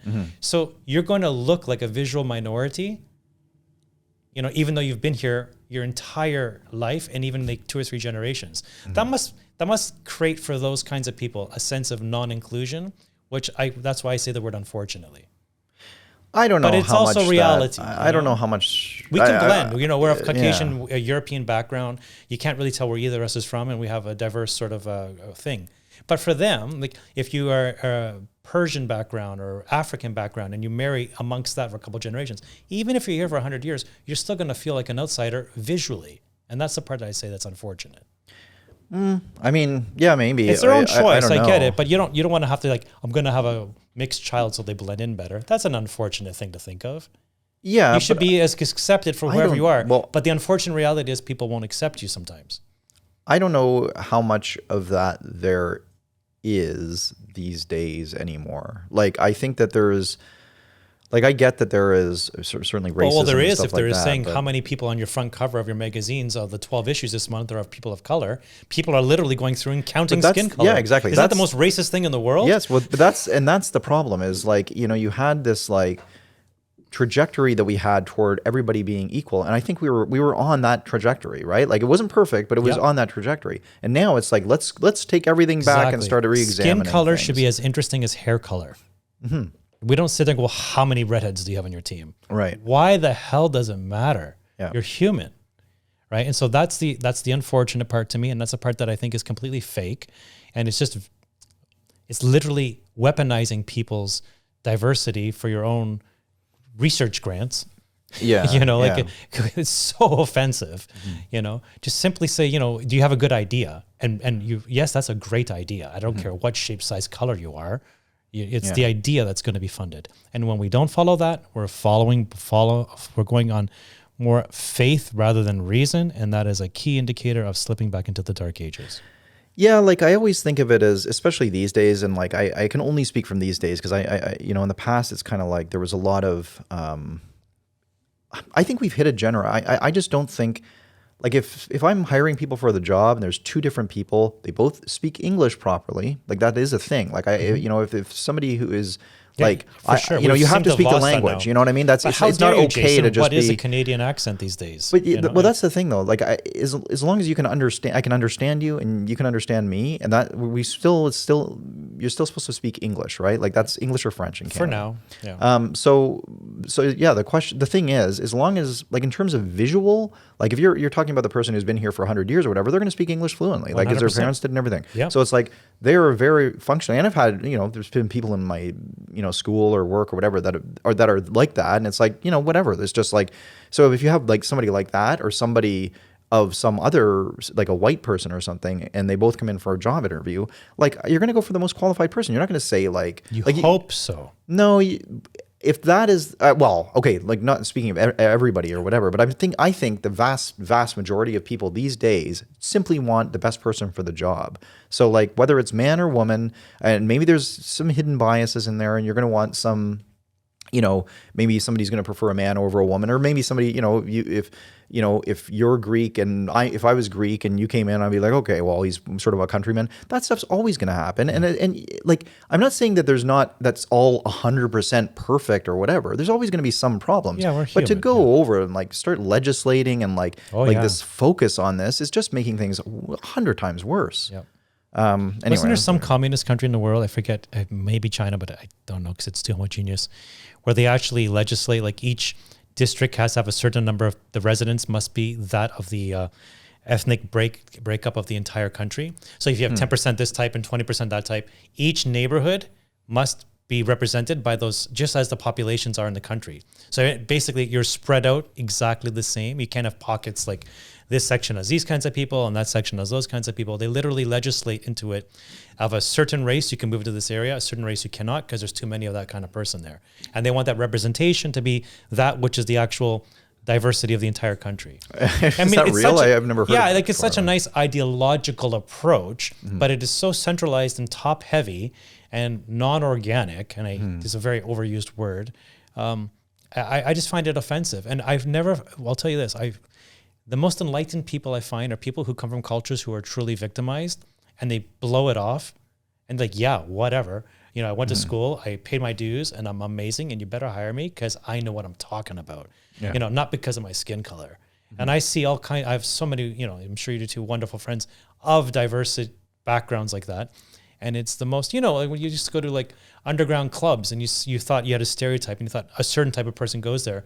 And all of a sudden you saw someone who wasn't that kind of person. Like that must be one hell of an interesting person because they're actually breaking a stereotype. Yeah. You know, you are the exceptional. You are the outlier, you know, and we're not encouraging that. We're encouraging everybody to homogenize around the middle as opposed to embracing your differences and being like, you know what though? Those are just superficial anyways. Look what I can do. Yeah. As long as we don't do that, we're falling back into the dark ages.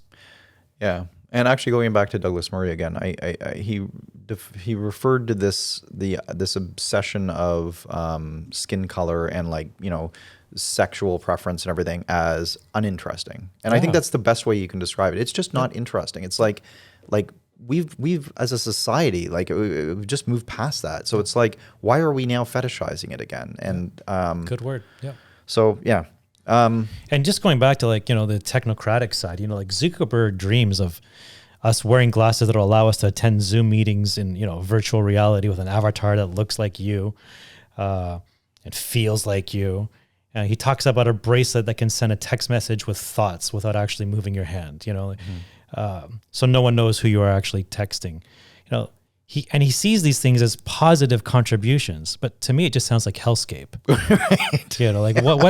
What the hell are we building here? Yeah. That for me is dark ages. You have technology, but you're using it in completely the non-human sort of way. Yes, but I can see the appeal of that kind of virtual reality where it's like, I think there's going to be some real bumps in the road, but then you're going to get this very immersive where it's like replicating reality. Yeah, but if we start spending 51% of your time in there, that is now the new reality.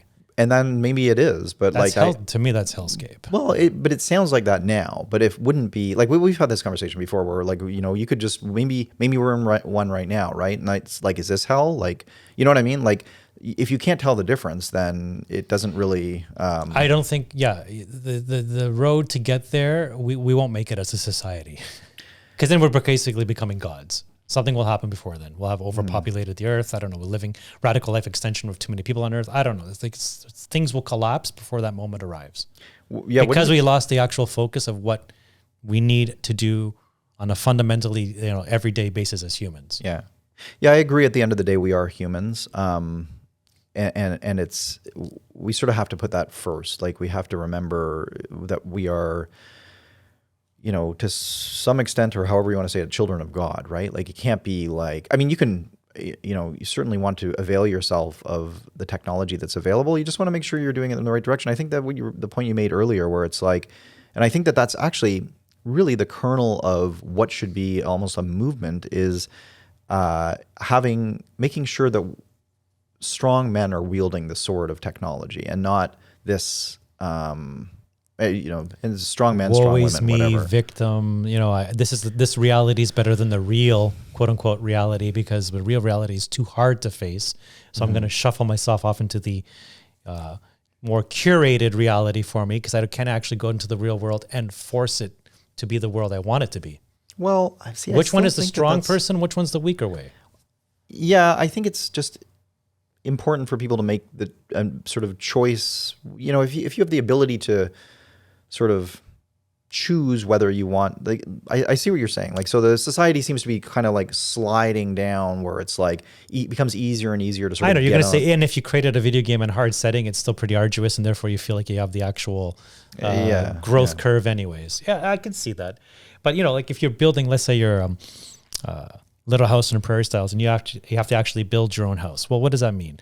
Well, you have to have a family. You have to find someone to get married. They have to see you as a suitable partner. Then you have to actually produce the kids, keep them alive, feed them. Then actually find out the technology. You know what I mean? There's so much to go into that moment to build that house. Yes, it's time consuming, but you have to be a really strong person to get through all that. Yeah. As opposed to just putting on a headset and going voila. What do you do? You know Ray Kurzweil? Oh, of course, yeah. So I guess you're not a fan. I need to look more into him. He wants to have like nanobots into your... Yeah, it's just, I agree with him on some things. He's very much into vitamins and trying to keep himself alive in that sort of way. Right. And of course, supplementation in absence of robust food sources that you actually want to eat on a daily basis makes total sense.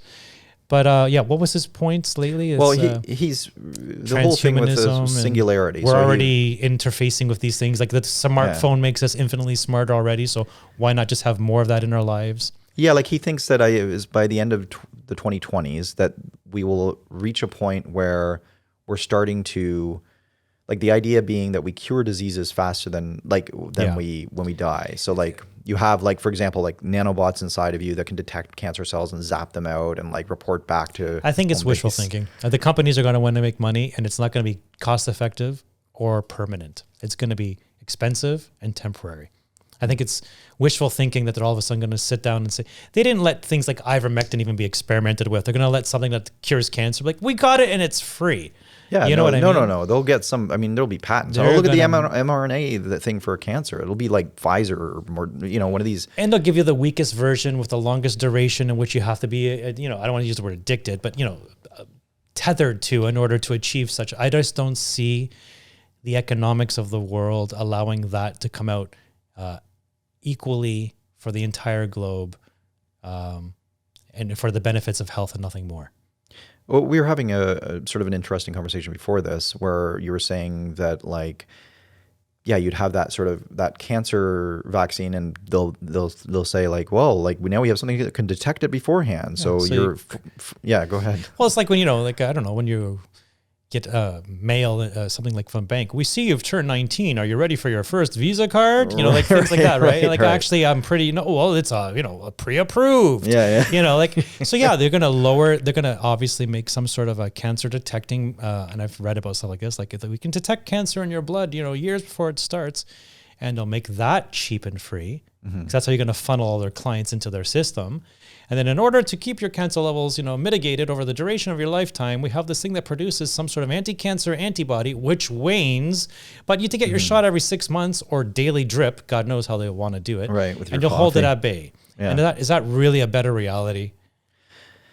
Well, I think that something like this is a good, I think that doesn't sound like a better reality. I do think though that if you have cancer and you want to get rid of the cancer, then that sounds like, I mean, like, I think that's good. Like, look, if you're going to die anyway, I'd rather get a treatment, to I cure also the just cancer. think before that day comes, the world's population is going to be substantially put down, because I just don't see them wanting people to live that long at the population levels we have. If this sort of becomes very anti-human, if humans are the cause of all the carbon emissions, as we were talking about earlier on Earth, therefore then the humans are the enemy of the Earth.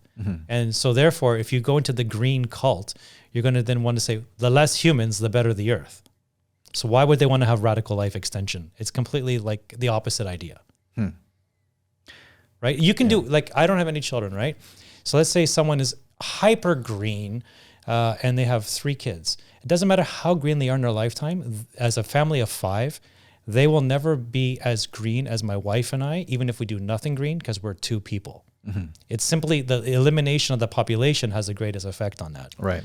So I just don't believe it. I don't think they're going to allow 10 billion right? people on Earth surviving for that long if they're also simultaneously all about the green world. One of the two has to buckle. But I think the thing that's buckling is the overpopulation, because like we'll be underpopulated soon. To what point? 8 million. So we go to 10 in 20, 30 years. We drift back to 8, 7, 6. I'm sure I'm not sure. I shouldn't say it's well beyond my pay grade, but there's probably some number, like the Earth's optimum number of people is like 1 billion people globally.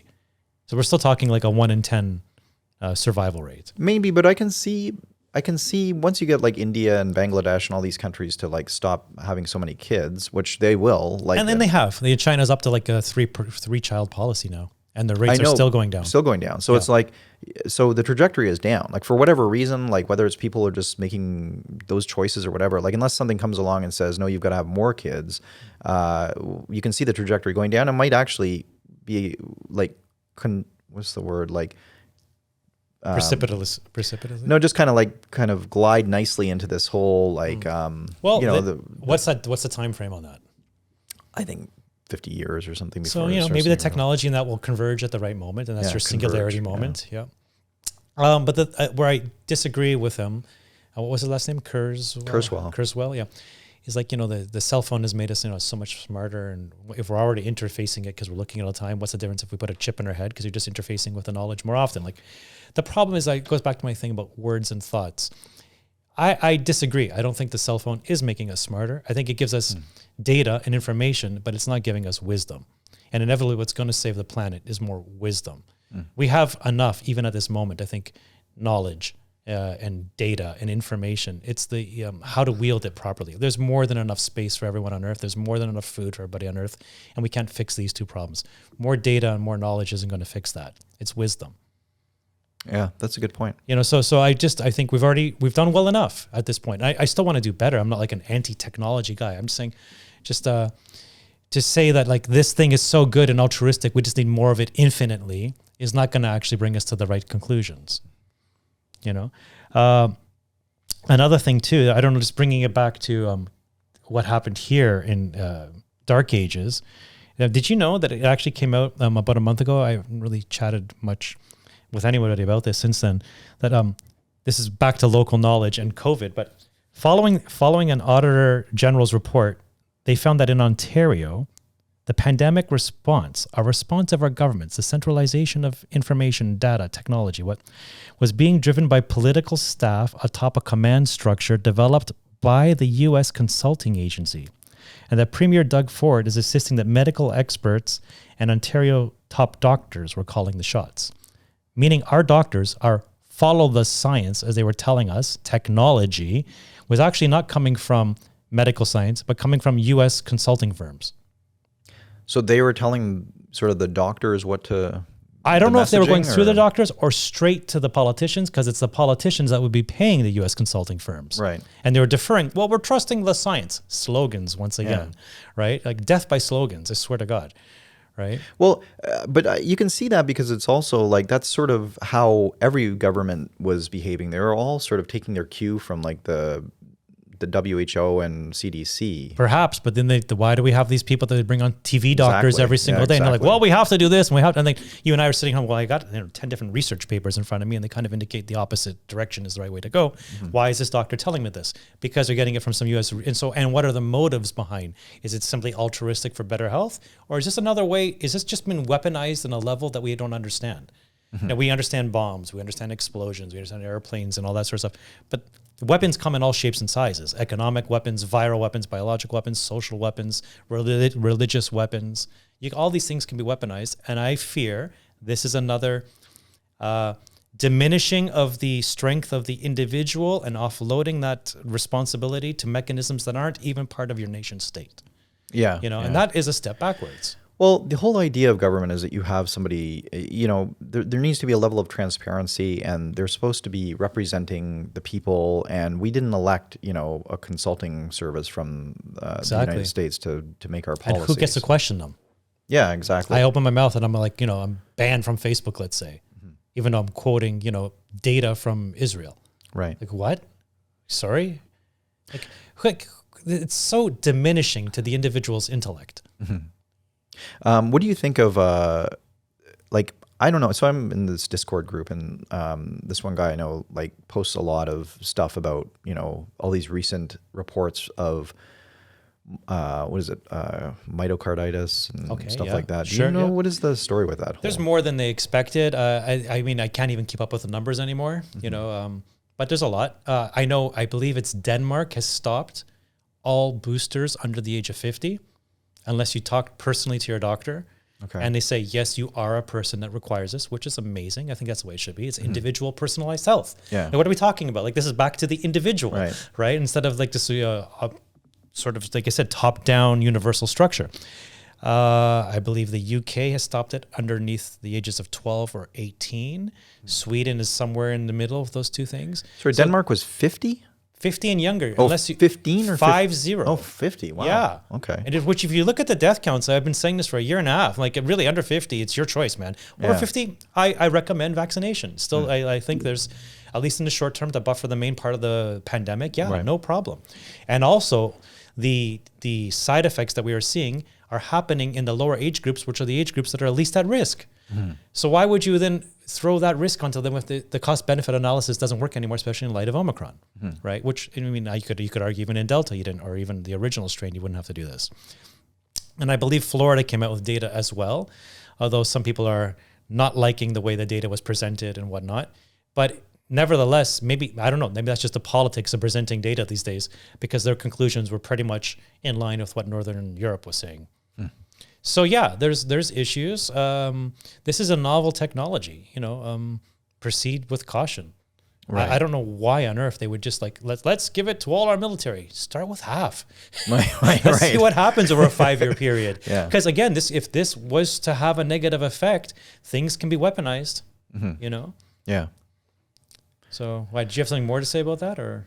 No, I just don't know enough about it. Like I don't just like there's only so many hours in the day, right? True. This isn't like I kind of get the gist of it. This is another issue I think too, where we're going into dark ages, like death by specialization. If we can't turn on the news and feel like we trust what we're being told, then if I want to research vaccines or climate change or whatever the topic of the day is, I literally have to set aside 6 to 9 months and do it myself. Yeah. And I'm going to make mistakes. It's going to be time consuming. Your personal life and your relationships will take a hit because you can't put as much time into it. But it's like, for me, it's like, unfortunately, the only way to really move towards the right answer. Yeah. I can't turn on the news and unless you just want the most superficial, you're not going to get anything knowledge based out of that. Yeah. Deeply knowledge based. You're right. It's a sort of the big tragedy of our times. Like I don't know. It might have even been like that before, and we just didn't know about it. But now at least we know about it, and you have those options, but you really have to dedicate the time if you want to know the sort of truth. Good people cannot make good decisions with bad information, and I bump into good people making bad decisions with bad information every single day. Yeah, and I don't really bite my tongue. I'm just trying to be very polite and loving about it. And I can see it in their eyes now as we're emerging slowly from the pandemic. Some clients, I can almost feel like they just want to like give me a bigger hug than ever because they feel bad for sort of being wrong about a great many things. Yeah, interesting. So let's talk a little bit about how something like cancel culture plays into this idea of sort of reliving a more, let's say, a less civilized part in the past. Like I'm thinking about,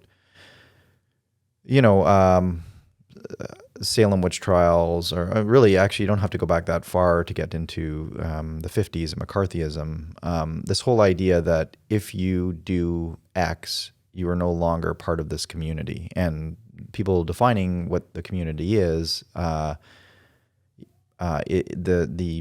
scope of that is getting more and more tight and more, the whole idea of like a president or a prime minister or like, like a state in general is to include everybody in some capacity. And like, you have your outliers who are like, maybe criminals or something where it's like, okay, they maybe they're incarcerated. There's a lesser status sort of relegated to them. They can't vote or something like that. But, for the most part, like you're a Roman citizen kind of thing, right? Like, whereas now there's this sociological kind of ostracization that happens where you get somebody who says the wrong thing or... Well, it's almost like, just thinking as you say that, like centralization is an enemy of diversity.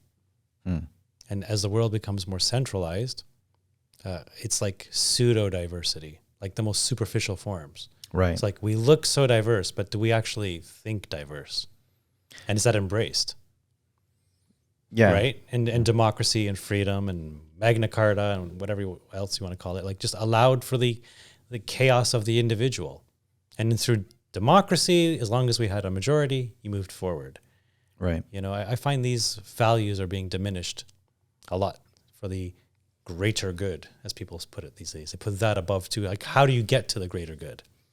Yeah, like I kind of want to be delicate in saying this, but there's something to the idea that you have this idea of having diversity, and I know it's a lot of people sort of say, well, like diversity of thought or whatever, but I think that it is the idea behind being diverse and having DEI, the diversity, inclusion, equity stuff.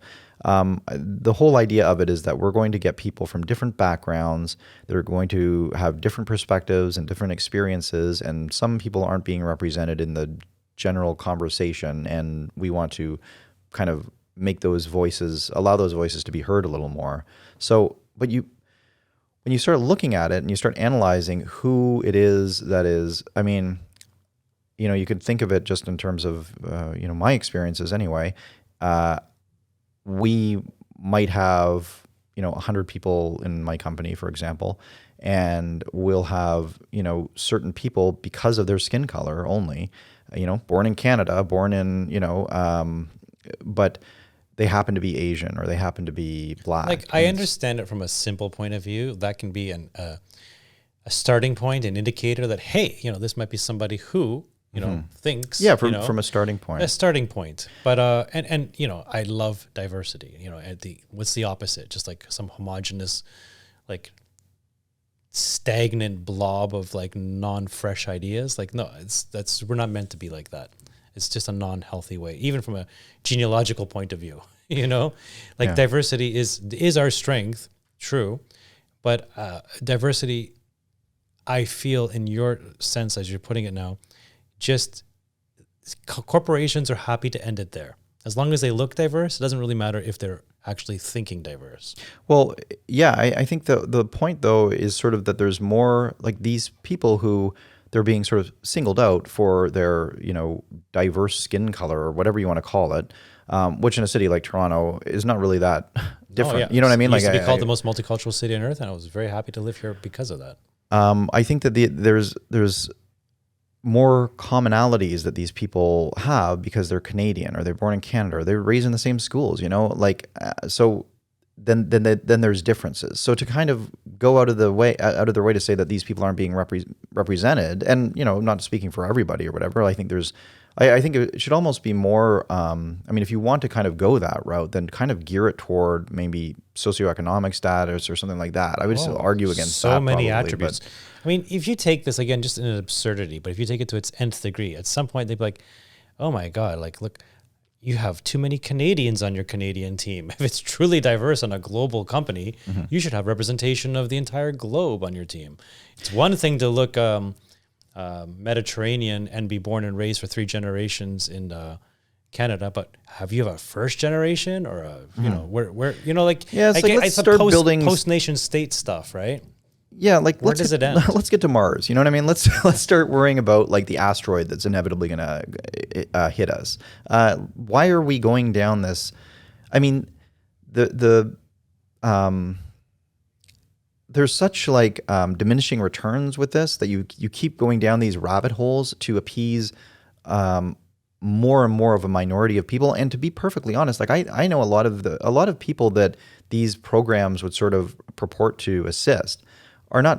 There's no real assistance that's being done. Like they're sort of already assimilated into, to be honest, it's just crazy to even talk about it. Like it feels like kind of a non-issue. Like it's like, well maybe it's because we're in Toronto or whatever.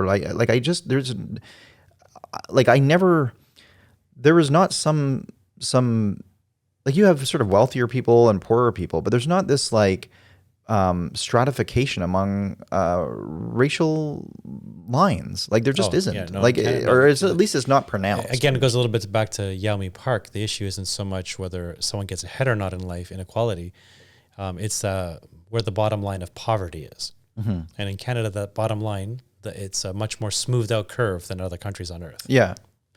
Yeah, I think in the United States I think the racial and socioeconomic class is more, there's more of a link there, to what extent I feel like it's probably still being amplified to a larger degree. But and I know, of course, it's so multicultural, but Toronto is, America, to your point, United States, but Toronto truly is one of the most multicultural places to walk around. And that, in a sense, I think almost helps eliminate racism because everybody's from somewhere else, Right. Whereas in the States, you kind of have these 2 or 3 major different subgroups, and it's easier to delineate which group do you belong to, as opposed to like Jesus. There's 1,000 different groups now. C'est la vie, we're all Canadian, Yeah. I do think that there's it really comes down to a point of just being Canadian. Because the thing is like a lot of these people that are from Toronto that just maybe have different skin color aren't necessarily from somewhere else, right? Like maybe their grandparents were or whatever. So it's like there's still we're already speaking the same language. There's little differences, right? Like I had a friend when I was young, and he was Chinese, but he's Chinese Canadian. Like, and his parents were Chinese Canadian, and his grandparents I think came from China. But he was there was no difference. I mean, they lived near us. They lived like there was no difference in how he experienced the world. I mean, if I were to talk to him now, I haven't spoken to him. And so, would his Chinese-ness be, in your sense, adding a layer of diversity to your team that you didn't have? Well, not him. No. Superficially, yes. Yeah, I mean, you could if your goal is to just have people that look a little bit different, then sure. But if your goal is to just have, I mean, he was just like real differences, man. Like I love the differences. Like get in there, get messy. I agree with the concept. I just hate the prancing around and posturing around. Look how diverse we are. Yeah. Right. What benefit is it to the average minority group if you take said minority group who is the vice president and make them president? That person was already doing really well in life. Mm-hmm. Like that person was, getting a home run. It's the bottom end that bothers me. Like where you need to help the most. Yeah. Right. So promoting people that are already at the top echelons of their careers because of their race isn't going to help poor little kid at the bottom of the pyramid. Right. So like I think that's where I think we need to put our focus on. Yeah. Like just more meat and potatoes and like really, like no lip service. But this goes back to our point of maybe dark ages. Everybody's so wanting just to look like they're doing the right thing as opposed to actually doing the right thing. Yeah. So getting back to this cancel culture business, I think that I agree with what you're saying that there's a real you have it's almost like we now have this public life that we didn't used to have that we're all sort of responsible for maintaining, so that we can't have what you're saying sometimes that you will post things on various mediums and you don't necessarily get the responses, the number of likes or the number of retweets or whatever, but then you'll get people privately messaging you saying like, oh yeah, I agree and everything like that, where it's this it's kind of like a people are just overly protective, and rightfully so, of their public life because it's going to affect their private life. And we didn't used to have that problem. So then you have whole conversations being guided by that kind of fear. And so things just kind of go one way where it's like eventually everybody just wants to be shown, think of 1984 again, like everybody just wants to be shown, they're going to be shouting at the TV with the voice, like in their 2-minute hate thing, or they're going to be grabbing the pitchforks and like screaming down the street, even though they don't necessarily believe it. Or, maybe the next generation will intrinsically kind of believe the things that they're shouting about. But we happen to still be in a generation where people are privately messaging me like, I don't actually believe it, but I'm willing to, I don't want to look bad, basically. It's like some homogenization. It's like personal curbside appeal. Right. Yeah. Like how does the house look does it look good? PCA. Yeah. there you go. The new term PCA. Yeah. It's what is behind that wall? Mm-hmm. What's the real diversity of thought? It's not diverse, Jason. I just don't see it as being truly diverse. When people are afraid to speak out and actually learn, I don't know, have we lost the art of just conversation and being able to argue the point and not the person? I think we assume now because they take a certain point of view, the person is bad. Right. Like we're more in that phase now than I've ever seen in my lifetime. For sure. And that for sure is dark ages. Yeah.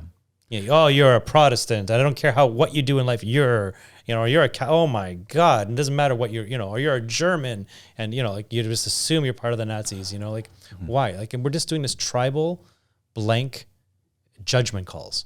Yeah. It's a really rich topic because there's a lot of variables, I think, that go into it. Like you have, I think, shorter attention span, almost like less time. Speed of life. Yeah, there's just, speed of life. There's so much happening and there's so much, if you're not kind of keeping up with all your, all the various things that you have access to now, like your Instagram or your like if you're not on top of all that, then you're sort of falling behind. But you also want to be like, where is the room for like listening to, a 3-hour debate about something, or like really taking the time to research a topic so you know what you're talking about. It's just very superficial in the way judgment calls. Yeah.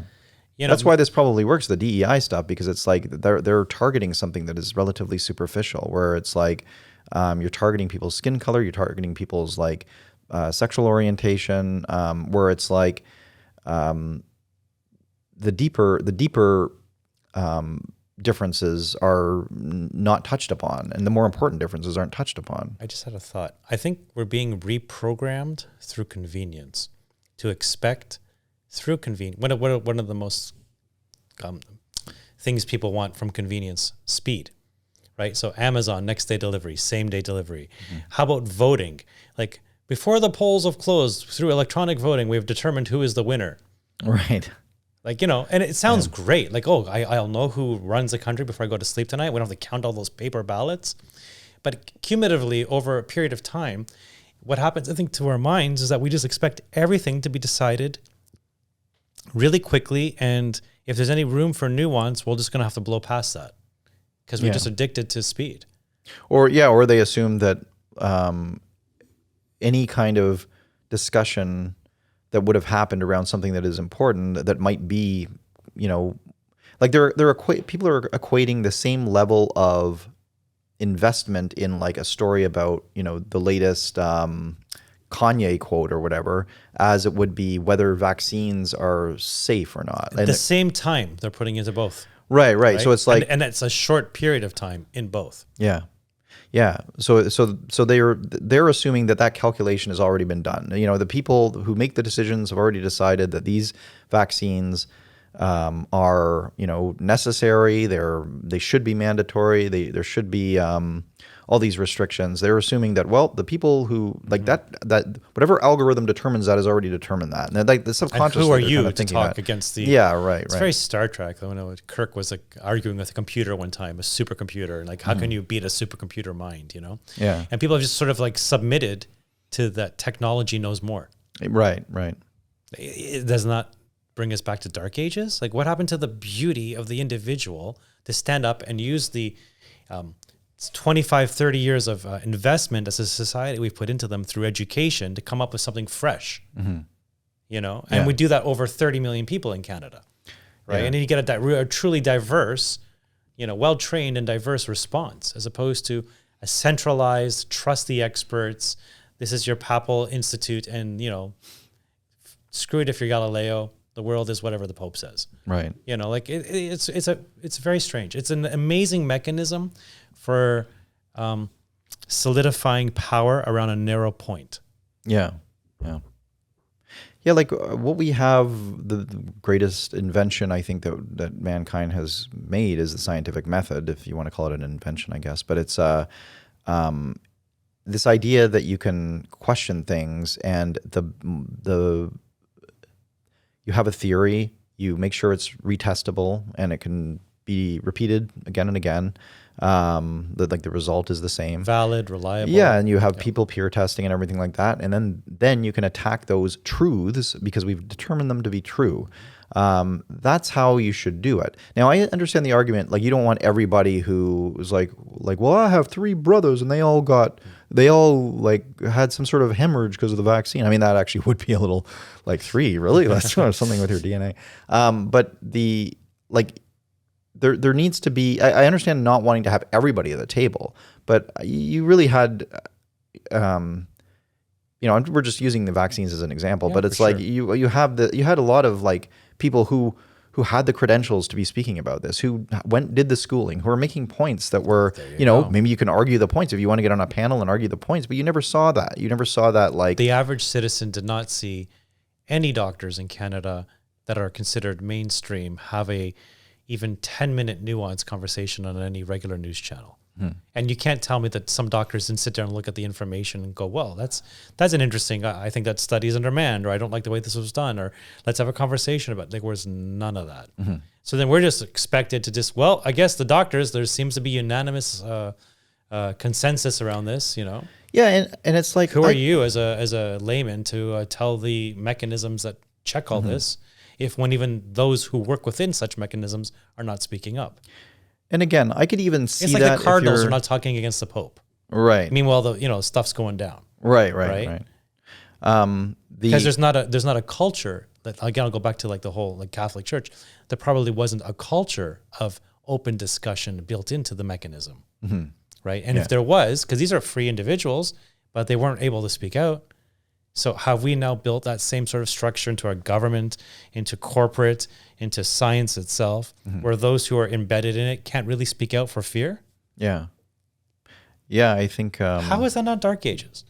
Like for me, what is the opposite of Dark Ages? For me, the opposite is, I don't know, symbolic. You're standing on the top of a mountain and you have the light, and you're solo and you see something because you're on a different vantage point, and from what you have traversed to get up that mountain and the point from which you see it says, my God, I have found a certain truth. I don't know if it's all the truths, but I have found a certain truth. Do you wish to talk about it and share? As opposed to everybody standing around the bottom of the mountain and looking up and having a designated person tell them, this is the light. Yeah. You can go up the mountain yourself. Well, I think of the opposite of Dark Ages as like Newton, almost like Isaac Newton, or that kind of thing, where it's like, you know what, he had a theory, tested his theory, he made it available so everybody could see how he arrived at his conclusions. People would test it and they'd be like, "Oh, this works. Like this gravity thing seems real. Like he's predicted all this stuff. Isn't it amazing what we can do as humans?" And at least up to now. And yeah, to be tested and of course, as science progresses. Sure, yeah, exactly. Like so, and you know that works for like 99% of the stuff, and then you came quantum mechanics later on. But it's like, it doesn't negate the work that he did, and it doesn't make it untrue. And that's how you build something, you know. And this idea of, you know, if Newton presented everything, and you just had people saying like no, that's not how it is. It doesn't matter. Like, don't even look at what he's doing. Or the opposite. Okay. And not even questioning it any further. Yeah, exactly. Through a proper scientific discourse. Right. You know, then it just becomes like revelation as opposed to actually science. Like the vaccines felt like revelation. We have got the revelation. You do not need to look any further. Right. You know, and again, going back to how we started this particular episode, it was the same thing. When Christianity took over, you didn't need the works of Aristotle, Plato, and Socrates and, you know, previous scholars, because we have revelation. Right. It really shuts down thinking, questioning, inquiry, wonder, curiosity. Yeah. And, you know, it's an interesting mechanism, because it, just like the mask can be symbolic, or in other cultures, other types of clothing can be symbolically used to take the human and diminish their individuality. I feel like that can also happen when you have like things that come from these power structures that come down like revelation, as opposed to scientific discoveries that are meant to be cross-referenced. Mm-hmm. Yeah. Yeah, the mask is almost analogous to like a muzzle or something, you know, and that's in my mind when I see people wearing it. For sure. And I if there's one thing I got dead wrong in COVID, it was unmasking. I was super masker in the beginning. Right. Telling people I interact with, like, really, like, you got to put that on. Yeah. And once the science changed and I saw that said mask was having no efficacy, the fact that the power structures were still advocating for it, I'm like, something is up, right? Again, just coming back to this episode, Dark Ages. Why are you telling me something that's not scientifically true that I need to keep doing it? Yeah. For the greater good. Yeah. It bothers me too that you can't seem to get through to these people. Like, it is so frustrating. Or just throw me something back that is intellectually interesting. Yeah. That's all I'm asking for, you know? Make me pause and wonder. I have changed my opinion so much in the last 2-3 years on all these sorts of things. And it's mostly because of just research and bumping into other like-minded individuals around the net, but not often enough in regular life. It shows you how rare it is, because basically you have to use a mechanism like the internet to tap all 6-7 billion people on Earth to find the 1,000 that are kind of moving in your direction. Yeah, it's strange in this day and age when you can go on the internet and you're looking for a certain topic and you're finding very few people. Like, you know, there's sort of a paucity of information that's out there about it. And you're like, oh, I've discovered, it's almost like you're discovering new land or something, because everything seems to be so diluted. Little Christopher Columbus like. Yeah. There is land. You're not going to fall off the flat Earth. Right. And who was saying there was a flat Earth? The powers that be. And just like my metaphor going to the top of the mountain, Christopher had to take his boat and just jet out on his own. So what do you do then? Like, I feel like we're just sort of like describing the problem. And I mean, I think to us, the problem, and I think to people listening to this, the problem is very obvious. And it's like, how do you approach it? And let me give you, I have 2 examples here. And it's just random examples. Like, I just had something happen a few days ago where, this is just sounds so out of the blue, this example. So I was making a right turn somewhere. Somebody was crossing the street. She was walking across the street. She had the right of way to walk across the street. 2 cars made the right turn right in front of her where she had to stop. They both went, and then I went, and I kind of stopped before, you know, so she could cross. And she, wearing a mask, by the way, outside. She was apoplectic and stared at me and was kind of raising her arms and gesticulating. And I was like, you moron, like you're mad at those two people. I stopped, like, like can't you direct your rage? Like, and it really kind of crystallized for me. I thought like, this is kind of the state of the world today. Somebody's so angry that they can't even see. Well, they're so angry and they're so just like muddled in their head that they don't understand that I'm not the target of their anger. And so I was watching something online the other day. I forget who it was. I want to say it was like, I don't know if it was her, but it sounded like Heather Haying, giving kind of a speech or at a symposium or something. And this was just something on Twitter a few days ago where she was defining like basically saying things like, men and women have some differences. The bone structure is different, and just kind of all these anatomical things which are different. And you had people at that symposium like saying no, they're not. Yes, walking out, storming out, knocking over the sound. Incredible. Thing. But Dark isn't that like? And you just feel like shaking them and being like. Like, what is your, like, how can you say that that's not true? Like, well, I know, to me that that's not true. I can tell how the enemy is going to think in this case, because they're going to say, well, we call that bone structure a male or female, but that person whose bones they are didn't see it as a male or female. Therefore, who are we to tell them what they are? Like, in this sense, it is just decomposition of reality. Right. And that's what you're going to get back into, like, how is that not when the oppressive nature of the church took over, like the pre-Enlightenment, and the classical age. Like you literally had works of art, like we're not gonna, and which were scientific breakthroughs of a sort. We're not going to do that anymore. We're just going to go in with our own ideology, and reality be damned. And that's when you put ideology before reality. Yeah. Yes, you're right. You can look at the bone structure of a man or a woman from 2,000 years ago, like skeletons of 2,000 years ago, and determine if they were, XX or XY. Overwhelmingly, there may be a subfraction of a subfraction of a subfraction that, this person was a hermaphrodite or something. But it's a very rare occurrence. Right. But then they take that small rare occurrence and extrapolate it and say, well, therefore, we can't say for sure if this was a man or for sure it was a woman. Yeah. Biologically, never mind how they perceive themselves. Right. So I agree with you. It's not it's this whole postmodernism thing. Yeah, it's a shame. You really want to move past this as a society. We wonder, is this the thing we're going to get tripped up by? Like it's very almost like perversion of reality. Like, have we gone so far down the rabbit hole that is 2 and 2 5 now? Like it's just many do, or math is racist. Is this where all societies fall apart? Like we are at the peak in so many ways. Technological breakthroughs, amazing science. You can video chat around the world, but are those breakthroughs always linked to these sorts of discussions? And inevitably, it's these types of discussions where it actually, despite whether it's the Egyptians, the Romans, Sumerians, they have all these great breakthroughs, but society tears itself apart because we can't determine if a man is a man and a woman is a woman anymore. Yeah. It's like it almost goes hand in hand. Like technological progress goes hand in hand with societal progress, to the point that when you push societal progress to such an extreme, it tears apart society and you lose it all. Yeah. And you start from scratch again.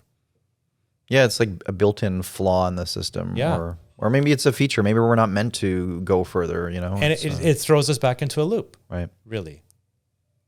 I really think there must be something to it, because it makes no logical sense that we can have the powers of gods almost, and then not knowing how to determine a man from a woman.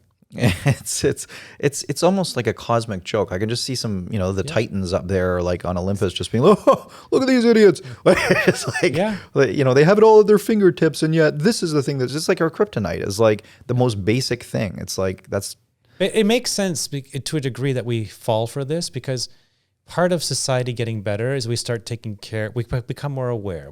We become more woke.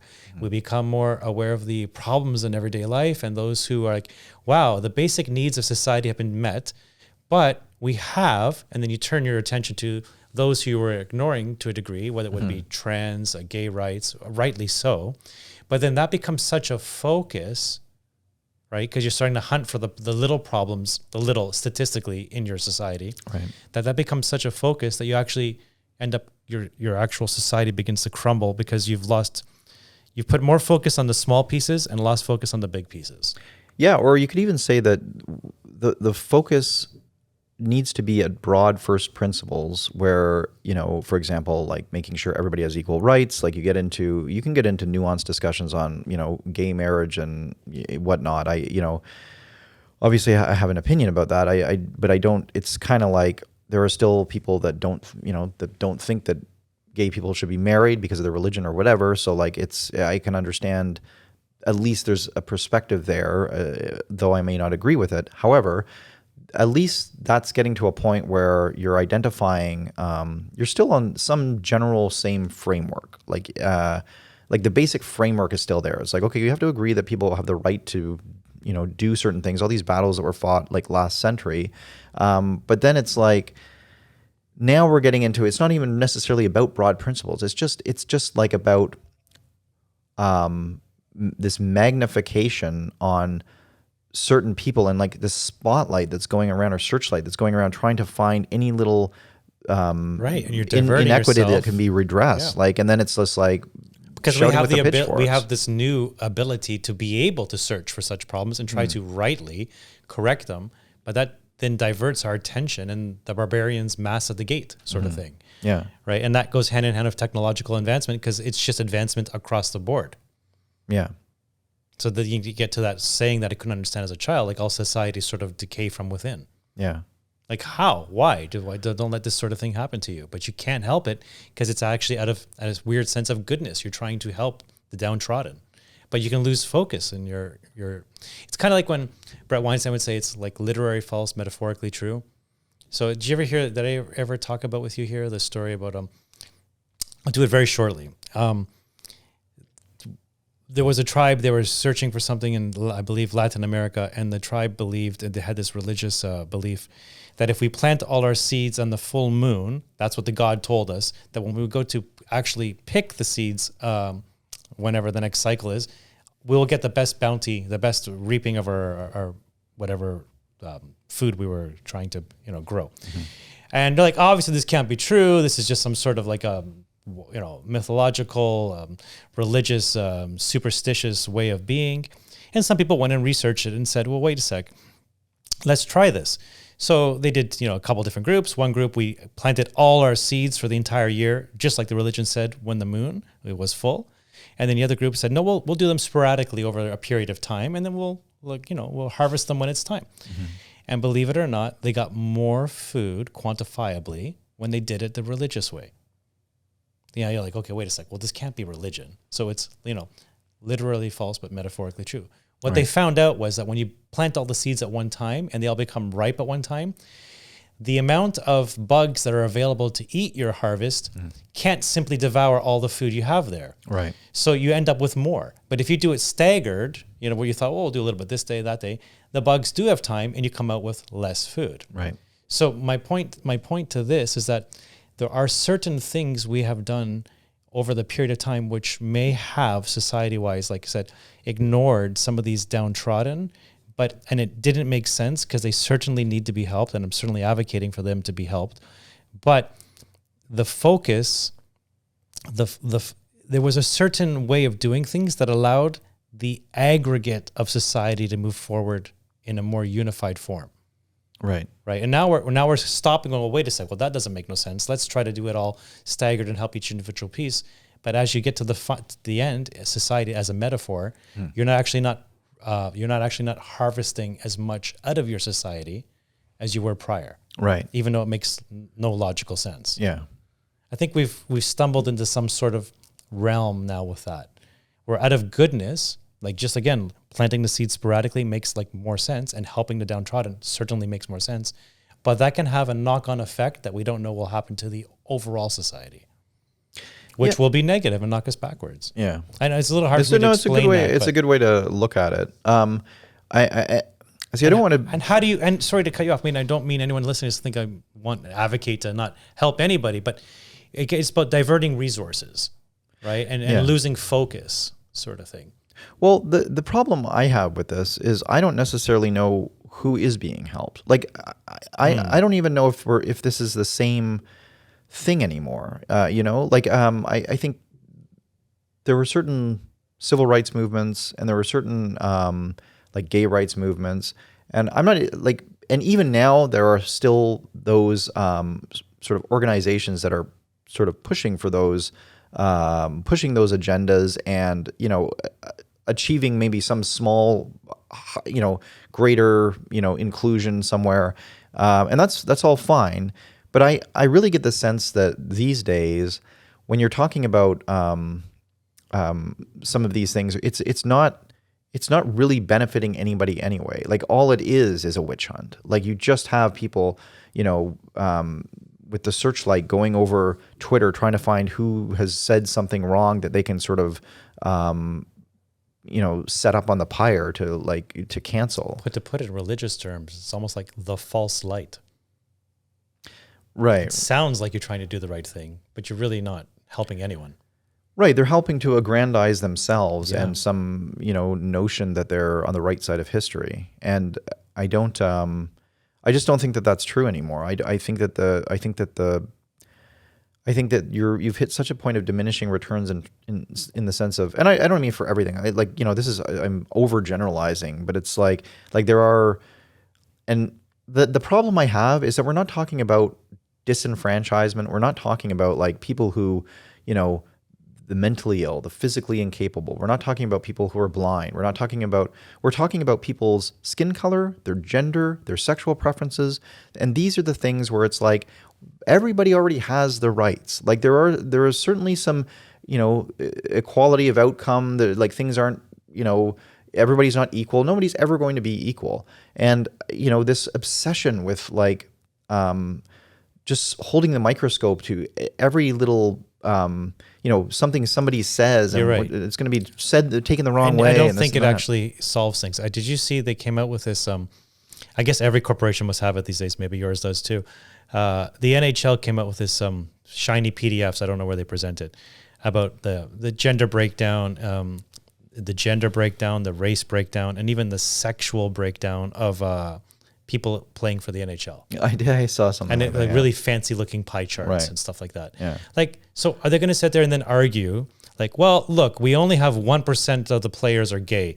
That's obviously systemic problems. Right. We just, it's our fault that gay players don't play more hockey. Mm-hmm. That is not solving madness. Anybody's issues about their rights to be gay and whatnot. And if you bump in, and there are already laws that exist that someone is treating somebody bad for these reasons, a hate crime or whatever you want to call it, there's already existing laws. Mm-hmm.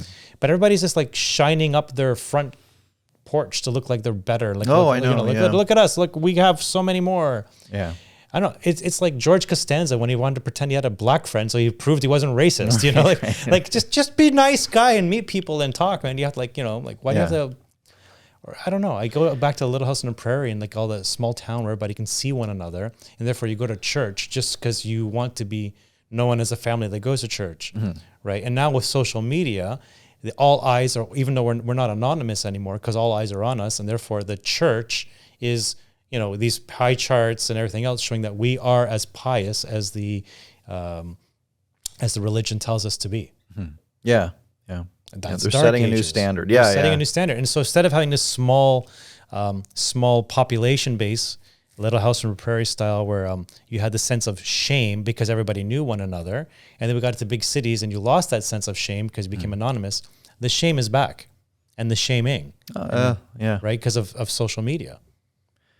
Yeah, and you wonder how much of this is, I think, I hope that on an individual basis, if you take some people aside, and it's kind of like the people private messaging you, it's like, you take them aside and say like, look, do you really believe this stuff? Like, do you really believe that let's have a vote? This is something. Yeah, let's have a secret anonymous vote, and then let's see, because I really think that this is like, for example, think of the NHL or any corporation. They have these board meetings. They're like, this is what's important these days to society. This is what's going to help our brand grow, is that we fully, we have to be seen as enthusiastic as possible about righting all the wrongs of the past and like making sure we have equal representation everywhere.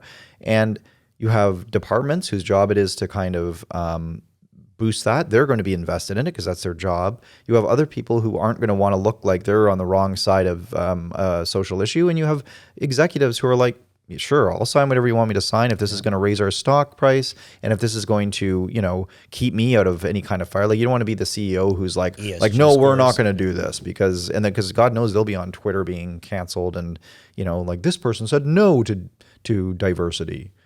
So it's, and maybe really what they said was like, no, I didn't say no to diversity. I just think that people, if they want to play for the NHL, they can try out. You know what I mean? Like, those are very simple. Supposed to, going back to are we supposed to then look at basketball and say, why isn't there enough white basketball players? That's systemic racism. I would never dare say such a thing. Well, you would, yeah. It's just, why? Like, why are you even looking at that? Yeah. It is so divisive and so stupid. Like, it really is. Like, and I don't know. It's like you're talking about like advanced calculus or something, and then you have somebody stumbling over arithmetic, and the ones stumbling over arithmetic are the ones running the country, and the Western world. Have you heard this expression before? I would rather have the first 2,000 people in the phone book rule me than 2,000 faculty at Harvard University. Yeah, that's a good. Which of the two actually gives you real diversity? Yeah. Real diversity, assuming that phone book is from a large city. Mm-hmm. Right? Like, I think it really, that harkens right to the death by over-specialization. Yeah. Right? Like, this is where we're getting into, like, we're killing our society through specialization because we don't have generalists anymore. Mm-hmm. Like, the whole idea of democracy works so well because you're getting a general vibe of the nation.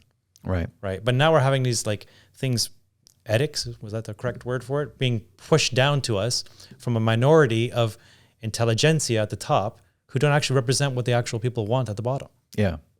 Without and furthermore, no discussion. And if you speak out against it, just like the church, you're a heretic. Yeah, that for me just doesn't bode well in any sort of intellectual way, and it's going to bite us in the ass, and we're going to fall backwards. You know what? And the more and more we talk about this, because you sort of proposed this idea as an episode, and I was like, okay, like I can kind of see that or whatever. But the more you're talking, the more the parallels are very obvious, right? Like, I always sort of I have a rough way of getting through it, and you're certainly the wordsmith, but my instincts of something being up here and we've been here before and it's not good, like I really feel that in my soul. Yeah, I definitely feel it's not good, but I mean, even just the fact that it is just the parallels to the Dark Ages and the parallels to it isn't just like about COVID. It isn't just about like, trans issues or whatever. It is a fundamental rot in society that is, I think, happening because of a number of factors, technology probably being the main one. It's a weapon. It's a tool. Who benefited during the Dark Ages? Mm-hmm. The big tech. Right. And who's benefiting today? All the oligarchs and the billionaires and the institutions. It's not going to help the little person. But in the end, it's like, who is benefiting at all from any of this? Like, other than, like, at the end of the day, like, yeah, sure, you can have more islands or whatever, but like, eventually you get like, I mean, how many, even if like, even multi-billionaires still want to go and wander around a city street and not just be horrified that it's like turned into something out of a post-apocalyptic that's what they have Monaco for. Yeah, I've heard that before. Why does Monaco exist? It's the grand prize for when you're a multi-billionaire. Yeah. You have to have a grand prize somewhere. Yeah. Yeah. Yes. Place, what's that? Oh, it's a small place. Like, I can't house that many. There's not that many billionaires. I guess. Yeah. Yeah. Again, to rebut my point, no, the world we're going to have lots of interesting technology, and living standards probably won't plummet.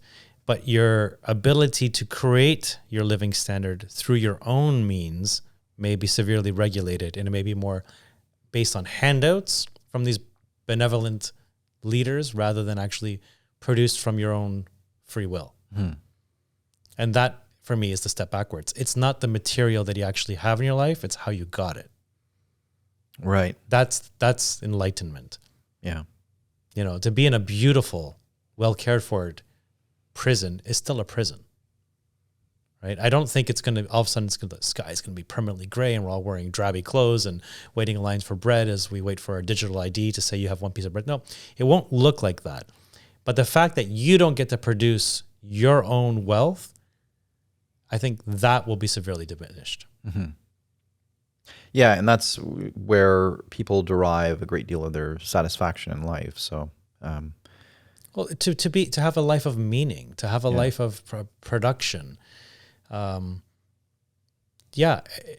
think it's just a healthy way of being. And these technocrats don't look at it like that. We're just little batteries in a giant organism that they want to plug us in. Very, metaphorically, very Matrix-like. Mm-hmm. And just coming back to the Dark Ages, Jason, like I think a lot of it has to do just with our mindset, and maybe through the whole Maslow's hierarchy of needs, we've reached this point now where we're having a negative effect on our way of reviewing the world, and there's just a lot of arrogance that is creeping into our decision making, our policies, and a certain, through technology we feel we have these godlike powers, and you get a good interest rate on your mutual fund and you never need to work again because you're pulling in 10% on 1 billion. And, there's this sort of like, we've untethered ourselves from the physical reality of survival. And that has made us become arrogant. I don't know. For instance, like we just passed this whole COVID period of time. And there was an unyielding arrogance that humans could control the natural world. Like all the 95 masks in the world aren't going to stop colds and flus forever, because viruses are just more patient than people. We'll eventually slip up, and all viruses will just return. And yet we were pushing it beyond its point, and we still keep pushing it. Mm-hmm. It's sort of like this, that we've picked this path, and we're just going to have to see it to completion. And if you were to poll, I bet you'd get a large proportion of society that would say, we should keep masking forever.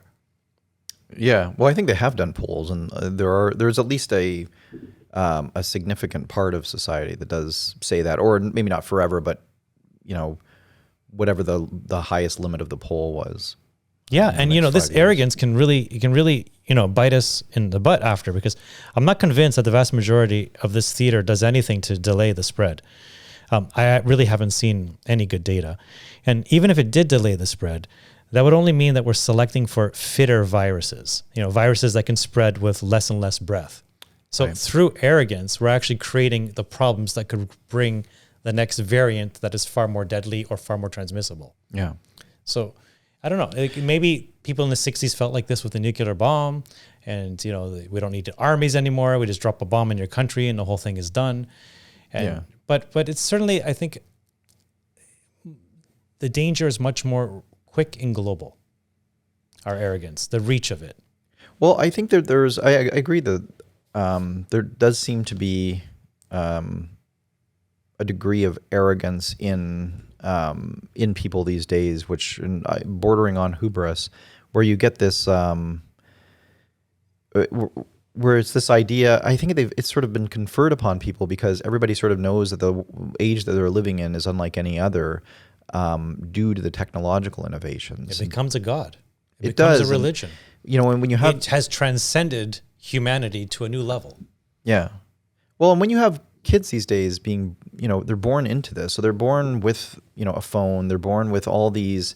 Whereas it's almost like an appendage, or it's, it's like an extension of themselves, and like their sort of social world is an extension of themselves, and in that world they can make themselves be whatever they'd like to be, right? So it's almost this, and they'll pay for it. They'll pay for better looking gear in the metaverse, or what was that video game that all the kids were really into, and they were paying like tens of thousands of dollars so that their avatars would look cooler. I don't know. One of the ones that was free to play, but basically the whole idea was like, I know young kids who live at home that were spending thousands of dollars on upgrades, not to actually make their character do more in the game, but just to look cooler in the game. Like the virtual clothing, they spent more on that than actual real clothing in the real life. Right. Which is really interesting, but it's also very teenagery. Like everybody's, I'm sure you overpaid for clothes when you were a kid, or like you wanted to have the better, bike or whatever. Like, I know I did, but when you, but those had real like I dare to say real world consequences. Yeah. So are we saying then that this virtual world has real world consequences? Well, it does. To the degree they're willing to spend real world money on it to such a large amount? I don't want to veer too much into, because that's a whole other thing that we talk about sometimes, which, is very fascinating, but it's like we could talk about the real world versus virtual world, because I think we differ on that, and it's kind of an exciting conversation. But like, I more meant, I guess, with this, whereas I think there's this sort of notion that out there, as long as they've got their, you can go on to social media and you have your cohort of people, your mob, let's call it, all advocating some, whatever the newest thing is. It truly is a mob. Pitchforky. Yeah. And it really is like they're determining. I mean, when you see like these massive corporations changing the logo on, making sure that they have all the appropriate, flags or like, slogans or whatever, like next to their logo, I can see how like, younger people born into this might think I'm affecting change. I'm affecting the destiny of the world. Why shouldn't I know? Why like that? There is sort of almost like a godlike power in that for people who, I think that it's easy in this day and age with everything that we're capable of to think that we've sort of got it all figured out, and whatever is the most common trend. Okay, sorry to cut you off on we think we got it all figured out part. Yeah, I think that's where we got it wrong. We think we have it all figured out, and that's the arrogance. So we look at technology and electricity and how do we everything that builds modern society, heating, food distribution, and like we've got it all figured out. The part that we don't have figured out, I think, is actually ourselves as humans. We think we have it figured out through technology, but going back to what makes society actually run? Are we now looking at diminishing returns on like the things that got us here, the structure of a family, the value of two loving parents involved in raising a child versus one, the financial needs to meet that child's education, and should it be that expensive to begin with? Because university is becoming, are we going to have like a education system where if you make it to university, first of all, you're not going to know shit. And secondly, how many people can actually go there because it's too expensive? And if you do manage to go there, are you saddled with so much debt that you can't actually do anything productive in your life because you're paying your debt for your shit education to begin with? Mm-hmm. Like that stuff, I think we have not figured out, right? And so there's a small niche amount of people that have, give us this sort of illusion that, the material world is doing so much better, but we haven't still figured out, I think, what makes for a better society. And it's through a better society that we get these technological gains. Yeah. I think we're focusing through arrogance too much on the technological side. Yeah. Organic food. Is it truly better? Let's have a discussion. Does it have to all be organic? I don't know. Maybe part of it. What percentage? How about BPA inside your plastic bottles? What type of exercise do you really need to do? Look at this COVID time. How much did any world government say, take this moment to get fit? Right. You didn't hear that at all. So do we really have it figured out? Or was it simply like defer to the technological gods and they'll figure it out for you and you just Netflix and chill? If there's any more infuriating statement, it was like, it's basically like stay in your prison and just have your Netflix, So no, I don't think we have it figured out. The same fault could have also happened and has happened to the ancient Greeks, Egyptians, Sumerians. They thought they had technology of gods, right? And it's the arrogance that gets built into society. Well, of course we can expand the Roman Empire infinitely. We're the Roman Empire. Right. Well, wait a second. And the technologically minded person during the height of the Roman Empire, but look, we're in England, we're in Africa, we're in every major continent. Everybody speaks Latin. We will go on forever. There's been nothing like this before. We should be so proud of ourselves. Mm-hmm. And it collapsed. So why does it collapse? Like that's what I'm trying to get at. Like it's the arrogance. Like so, there's again 3 generations or 1,000 from now, they'll be looking at the technological things they can do and think we are being arrogant today. And then they won't see their own arrogance because well, now we can just do so much more. Yeah. And it's our human fault that we keep thinking we've reached this point of the level of gods that we don't need to take care of sort of the things that got us here in the first place, right? the more basic needs, loving relationships. I saw an article in The Guardian the other day, like, do you even really need to have a significant other ever in your life? And like this, like everything is so like atomic, like you're just this own little particle, Right. and there's no more connection to society. Yeah. And it's almost spoken about in a way that it's like, this is the better way to be. Right. And so my point is, I don't think we've understood what actually makes for a better, loving, nurturing human. And the technology is just a window dressing, and that changes with every century. Yeah, I agree with that. And the underlying pinning to this is arrogance, because we're leaning on technology, going, my God, and you know how it is too. Like, this is a bad psychological thing, but a lot of times in experiments, like the Zimbardo's prison experiment, because you're allocated with a certain asset, you tend to then think you deserved it more than others. You must have done something in your previous life or this life to get something. Right. So there's an arrogance that comes in. Well, somehow we're just inherently better than previous generations now, because look at everything we have. We must have done something more right. Right. And that then makes us maybe turn back on previous generations, go, how dare they? They had colonialization. Well, every country tried to take over their neighboring countries. Find me an empire that made themselves an empire by not expanding. Right. There is no one. Well, by definition, Yeah, exactly. So, so I think there's a problem here in that we haven't really understood human nature. And it's through not understanding human nature that we keep faulting. The thing is, I think I understand human nature. I just don't like the looks of it. You know what I mean? Okay, I think that sounds amazing. Well, one of the things, I don't mean I just mean like in general, we probably know it. You have this cyclical process that keeps happening over and over again. And you have this, you have the people building the great aqueducts of Rome, but you also have the plebs who are trying to be, who are like, I don't know, like they're the ones voting for the people to expand the empire further or whatever, because they're like, why not? I think there's that kind of, it does get into this like hubris or this arrogance. But I think it happens like with the mob kind of thing. I think it's the mob that's the problem. Like, are we more in a mob phase than ever before through social media? For sure. I think that it's like, I think that the problem is that people don't take the time, like people aren't thinking about, how do I say this? I think just a lot of the people are, for lack of a better word, just sheep. Like, and I used to say like, it's like 90% of the people are sheep. Then you have like kind of 10% who are kind of like are thinking outside of the box a little bit. And then you have like 1% who is like kind of the leaders. And then you have that 0.001% or whatever, or the 0.01% that are like the geniuses or whatever. And I think that's what propels society forward. But you unfortunately are just dragged down by the 90%. I know that sounds like really like...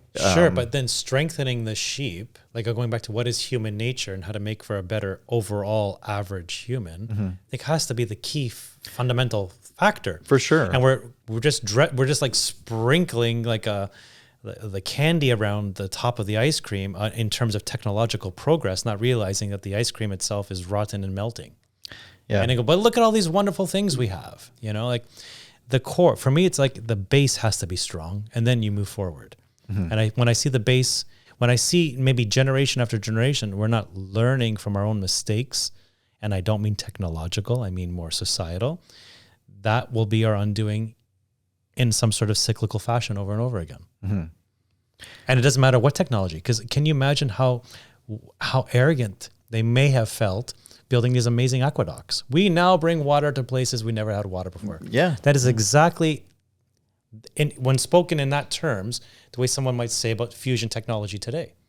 We can now do things that only the gods could do. Right.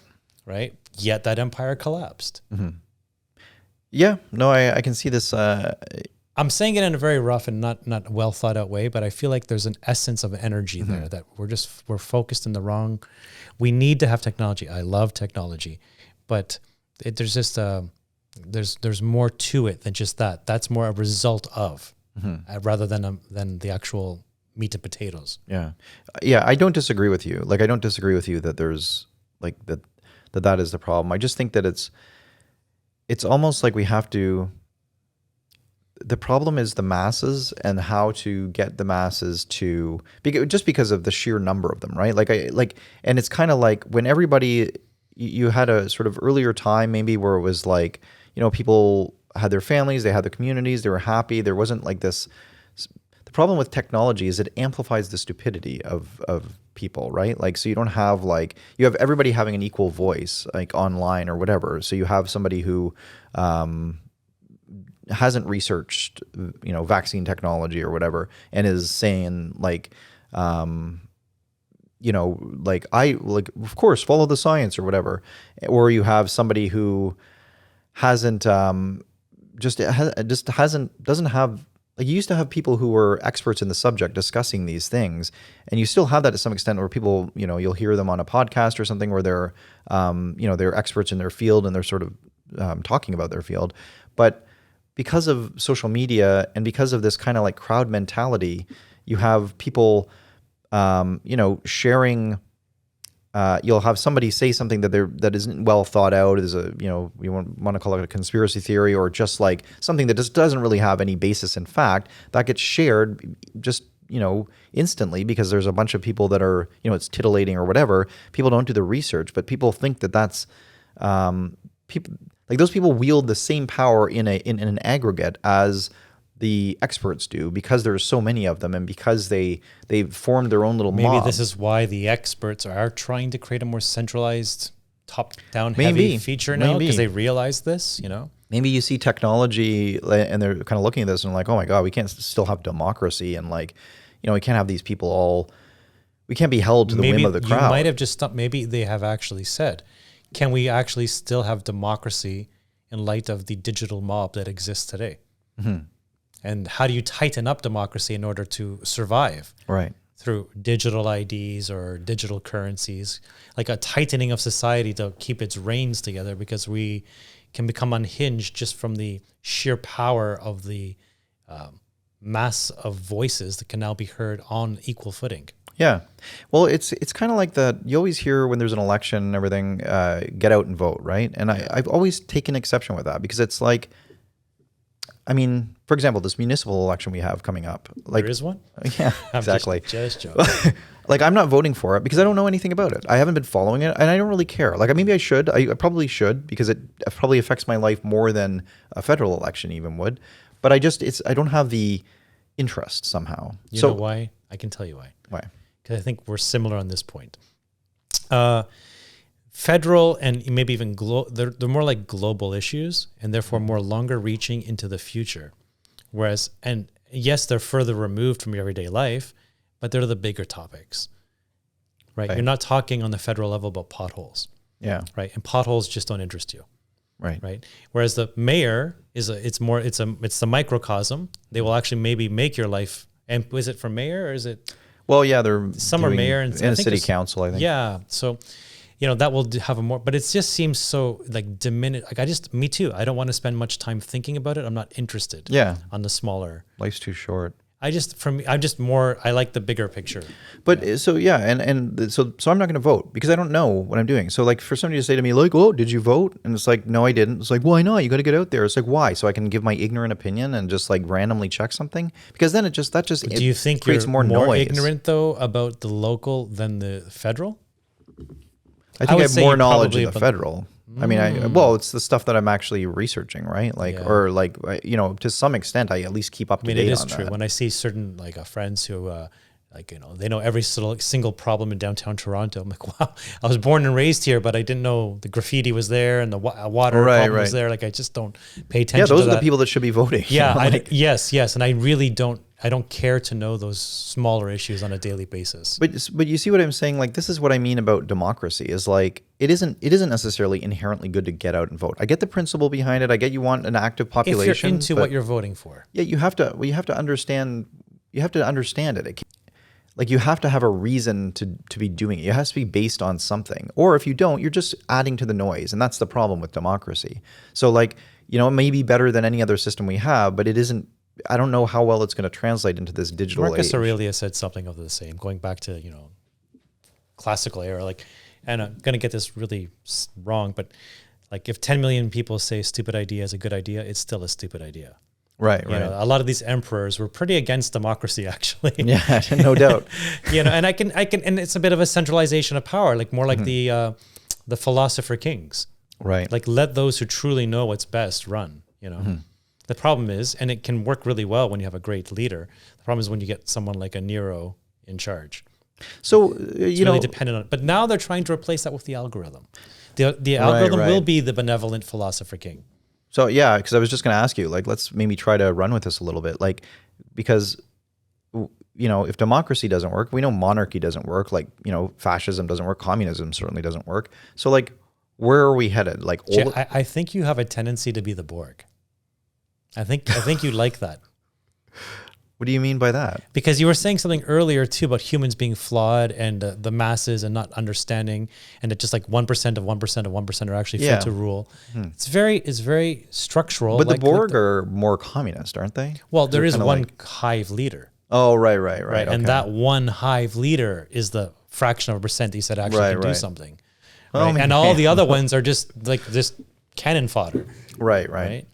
Well, see, I don't think there should be principles. Like, you know, this is obviously a difficult thing to talk about because like there should be underlying principles. Like, I think everybody should have the right to freedom. They should have freedom of choice, or everything like that. I just think that it's a mistake to kind of let the ignorant people kind of guide where society is going. I completely agree. But like, look, was it not ignorant to have QR codes during COVID? Yet that came from the top down, and the ignorant people at the bottom believed it. Exactly. Well, I don't want to be sitting beside somebody unvaccinated. Can you show me the actual data that says that's true?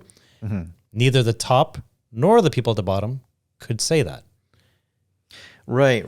So how do you solve that? I don't know. I think it's almost like maybe it is algorithmic that you need. Maybe that's the point. But you have to build out an algorithm that has all these first principles that we can all get behind, and even democratically get behind, so we can vote on these kinds of things, because this will be like the one thing where we set things up. Yeah, who decides what gets put into the algorithm? Yeah, like I think because there's certain things where, you know, if this is something where it's like we're going to design a new society here, everybody gets a vote, then everybody should be like invested in that at least. But you know, just having like elections, you know, and even these leaders anyway, it's not like it's I don't know. It's interesting. Like I could almost see like a parliamentary system where you have the humans around, but we all sort of through our elected representatives, they are our voices in terms of where the technocratic algorithm should go in the future. Yeah. So you actually have a hybrid of the two. Yeah. I think the humans democratically are voting through their MPs what to actually add to the algorithm. Yeah. Advocate for the algorithm. Yeah. And then the algorithm. Advocating for the algorithm. And then through that, you have something which is more fundamental and more permanent and more like beyond debate, right? Like just because everything is for an algorithm is going to boil down to a yes or no. It's not going to boil down to a mushy maybe, or like a, you know, sometimes in this case, sometimes not in that case. You know, you don't want to get too heavy-handed with that stuff, and there's obviously nuance in this and that. And I don't know if we should take judges out of the equation or anything like that, if you're talking about in terms of the judicial. But you know, I think there's a way to, you know, if you have some first principles based on like freedoms and like, you know, military engagement, where should we go to war? Should we ever go to war? Should it just be a defense thing? To your point, do you think they couldn't have built an algorithm that said, what is your personal risk factor to COVID? And the algorithm says you should get a vaccine or not based on your own individual. Like the algorithm could be very tailored just to you. Yeah, yeah, exactly. In the positive, empowering sense. Right, so you don't have this one size fits all approach. Yeah, and saying like you are, you know, 80% more likely to get, or you're three times more at risk getting the vaccine than you would be getting at risk of severe health or whatever. And then even then you have the choice to get it or not. But that's you know, nobody can kind of question afterwards. Yeah. It's like, well, like then the question wouldn't be like, well, you didn't get the vaccine. It'd be like, well, what did your risk algorithm say? And if yours was 90-10, then therefore maybe you would be shunned out because it's a 90-10 thing. Yeah, but those exactly. that are closer aren't. Yeah, you know? You could definitely build fairness into the algorithm. Yeah. Yeah, I think, you know what it is? It's just like, Have we stumbled into a new way to get ourselves out of the dark ages? I think we've just created. I think we've just created a way out, sir. Well, I think that it's got to be something like that, right? Like it's got to be something based in technology, but ethics. based having human ethics and having like still the sort of inherent, like it should never be that a person can't choose something or that their freedoms are impugned upon at all. So you have like that's all got to kind of be built in, and there's got to be like. But we've got to get away from the system we're using now. Like it's a harmful system. I mean, it's really kind of a dead or dying system. Like when you look at like Biden and Trump, like sort of classic example, or Clinton and like Hillary and Trump, like or any real leader like over the past like few decades of any country like that's in the Western world. Like you have this kind of like generic like okay. Yeah, it's very fake. It's very fake, and it's kind of like, it's not like the people really have much of a choice anyway. It's like, okay, you want to vote for Trump or Biden? I mean, I guess Trump was a little bit different, but he wasn't really as radical as was seen, right? So like, so I don't know. You just get this, I think that it would just be better for society to have a little more, like with an algorithm, you have more granularity, so it can be more customized for a person because those kinds of things would be built in. But you also don't have just people, it's not based on like, well, this county got like this number of votes. The problem with the algorithm is if we start to lean on it too much and defer to it too much, and we go back to I think maybe the sin of our ages, convenience, because I think I would advocate for convenience being a sin. Pride, all the other classic ones don't sound bad on the outside. And when you dig through them a bit, there's a dark side to them, a flip side. Right. So yeah, I would add convenience as a deadly sin. Just that we have to make sure that that type of system can go totalitarian so quickly. Yeah, for sure. Yeah. And it has to have a rock solid constitution and a rock solid legal system that is unfettered through government or corporate powers to manipulate them. So the algorithm in a sense stays pure. Mm-hmm. Well, you could do something like the Bitcoin and have like a sort of an original set of rules that everything is governed by, but then you can vote with your sort of voting power. I guess it then becomes a little bit like what we have now. Well, but it becomes the complete opposite of Bitcoin in a sense. Like we have Bitcoin, yes, and then we have what the government's trying to create, CBDCs, central bank digital currencies, which basically are a centralized ledger where the government can see absolutely everything based on the underlying technology of what makes Bitcoin work. Yeah, I guess I just mean like taking the algorithm in a more centralized, controlling, and pseudo-totalitarian sort of way. Yeah. Yeah, you have to have something that is transparent, but like immutable, but immutable, but still subject to changes but maybe changes that are voted upon. But the vote can't just be like everybody gets a vote. It needs to be like everybody who has an interest in this particular bit of legislation or has some expertise to bear. Like there's going to be some sort of weight to the votes, I think.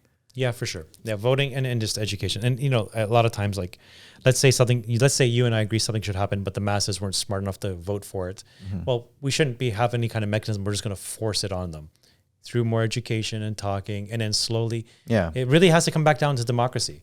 And you got to convince people this is the right way to go. Right. I guess it's just, then you're going to embrace it culturally. Yeah, like a really strong foundation. So, well, I'm just sort of thinking out loud here, but and this is all ad hoc. Like this isn't well thought out. I realize it's like pretty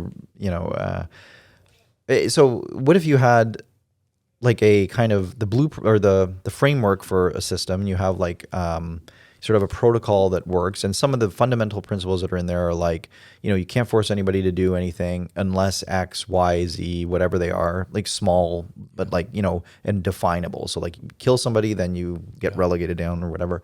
But you, but those are the kind of like, you can't go against those. So if you have people, for example, like you get into a situation where people want to impose, for example, like mandates and like mask mandates or whatever, it gets referred back to this original blueprint. And there's no fuzziness. There's no like, well, this is an unprecedented situation or whatever. If I hear Trudeau say unprecedented times one more time, it's like, I'm going to lose it. As Canadians. Right. Thanks for defining what a Canadian is, buddy. Yeah. You were the first one that says we're a post-nation state. Right. Lovely. I knew I shouldn't have brought up Trudeau. So disappointed. But they wouldn't be able to sort of do that, right? Because that would be like, well, that goes against, whatever, definition in this protocol, like that's like kind of errors out or something. So they can't do that. So they have to find another way to kind of. Well, this is the problem back to dark ages. Science itself is broken. So like, let's say that algorithm is going to refer to some medical studies in order to say, yes, masks are efficacious or they're not. Mm-hmm. Right. Well, who paid for these studies and where are they published and who were the peers that actually reviewed it? Right. So the thing is, like, it's only garbage in, garbage out. Right. So unfortunately, I almost think this is an anti-algorithm statement. We almost need to stay away from things that are so algorithmic in a sense, because we need the whole mess.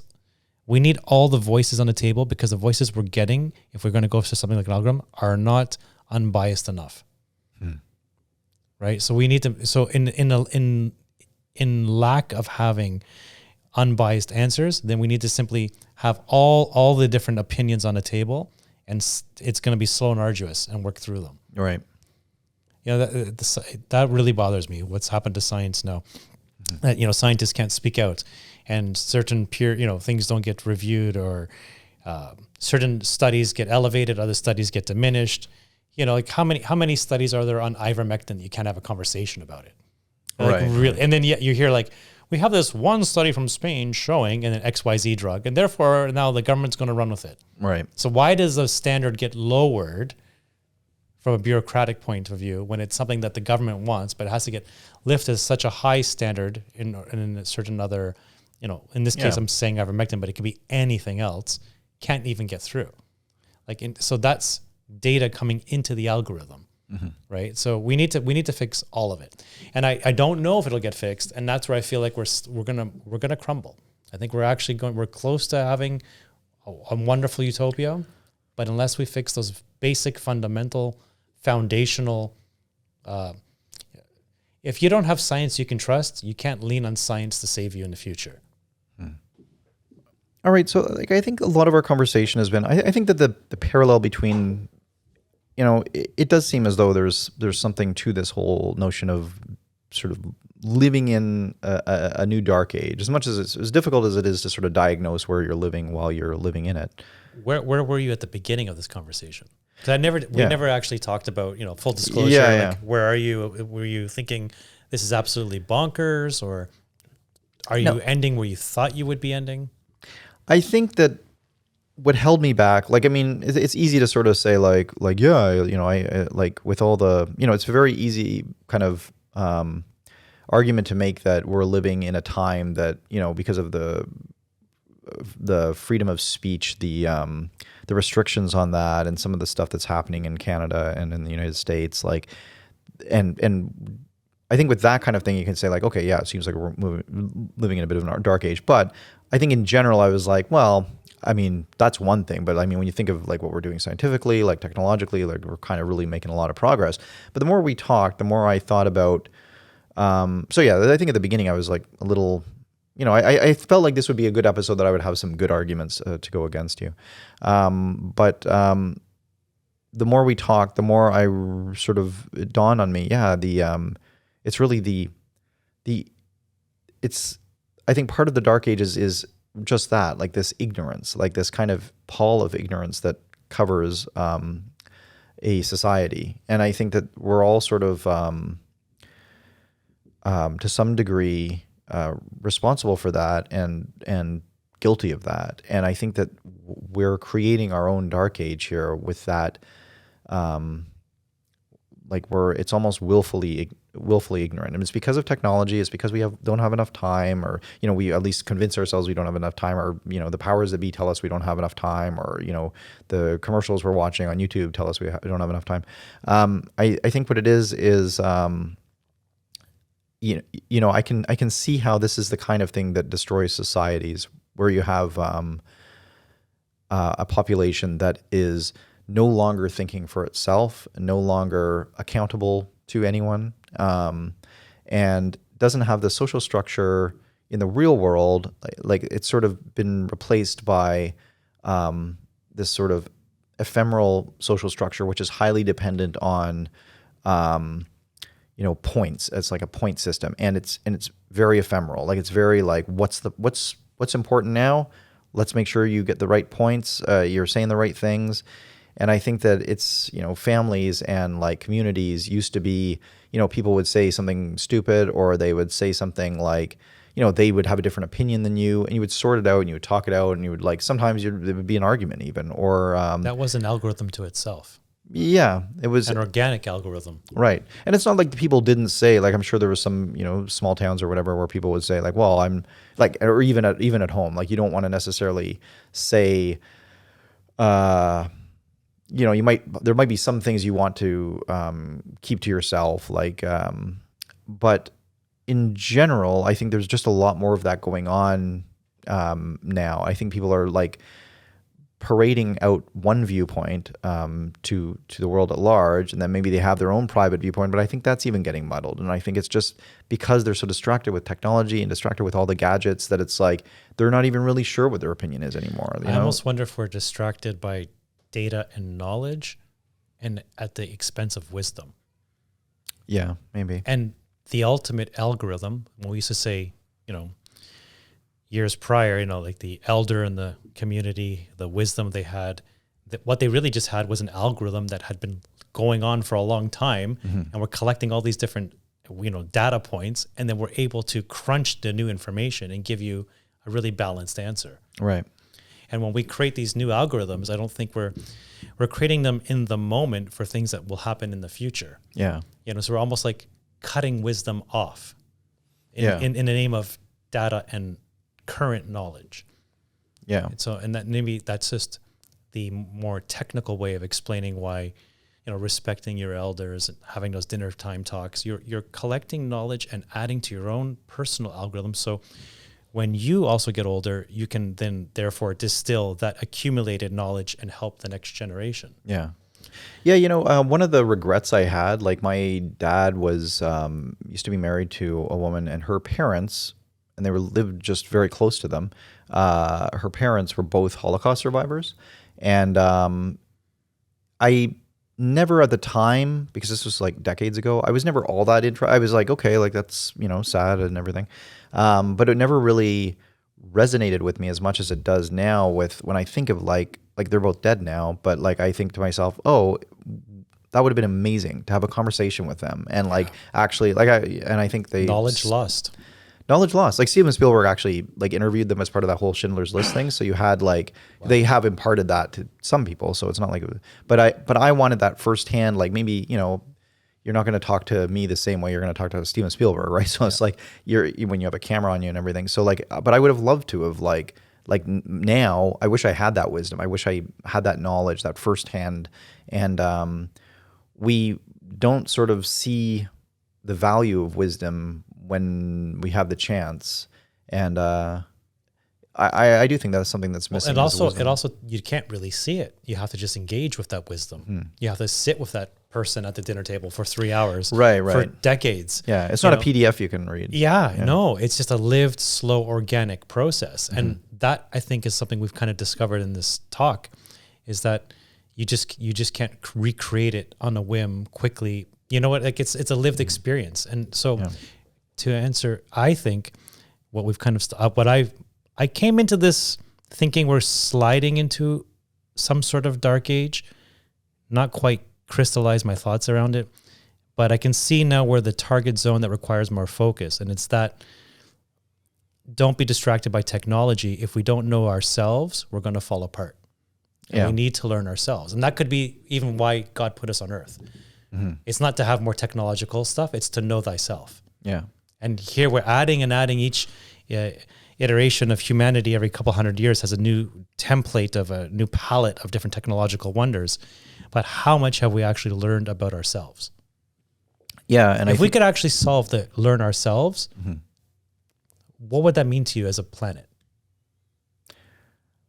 Well, how does that look to you? but if I we would can ask, actually solve ourselves. so what is, but so I think it, know thyself is the sort of number one rule I have for this new sort of, rules that I'm following. But really, what does that mean? Like, if you want to break it down, like I know what it means for me. It's dark. It's your best parts. It's your worst parts. Mm-hmm. It's action then motivation. There's so much. It's probably the single hardest thing you can do in your own lifetime. Right, which is why it's so challenging. Yes.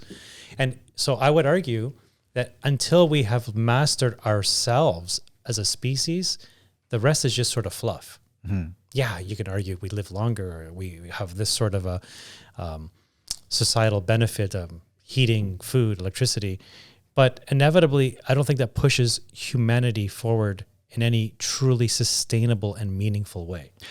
Okay, so what I think we should do is I think we should have a follow-up episode to this one, and it should be about trying to dissect know thyself, what that means, and what are some ways that people could implement that. It could be the cure to the dark ages. Right. Like, well, when you think of it, I mean, because I know what you mean.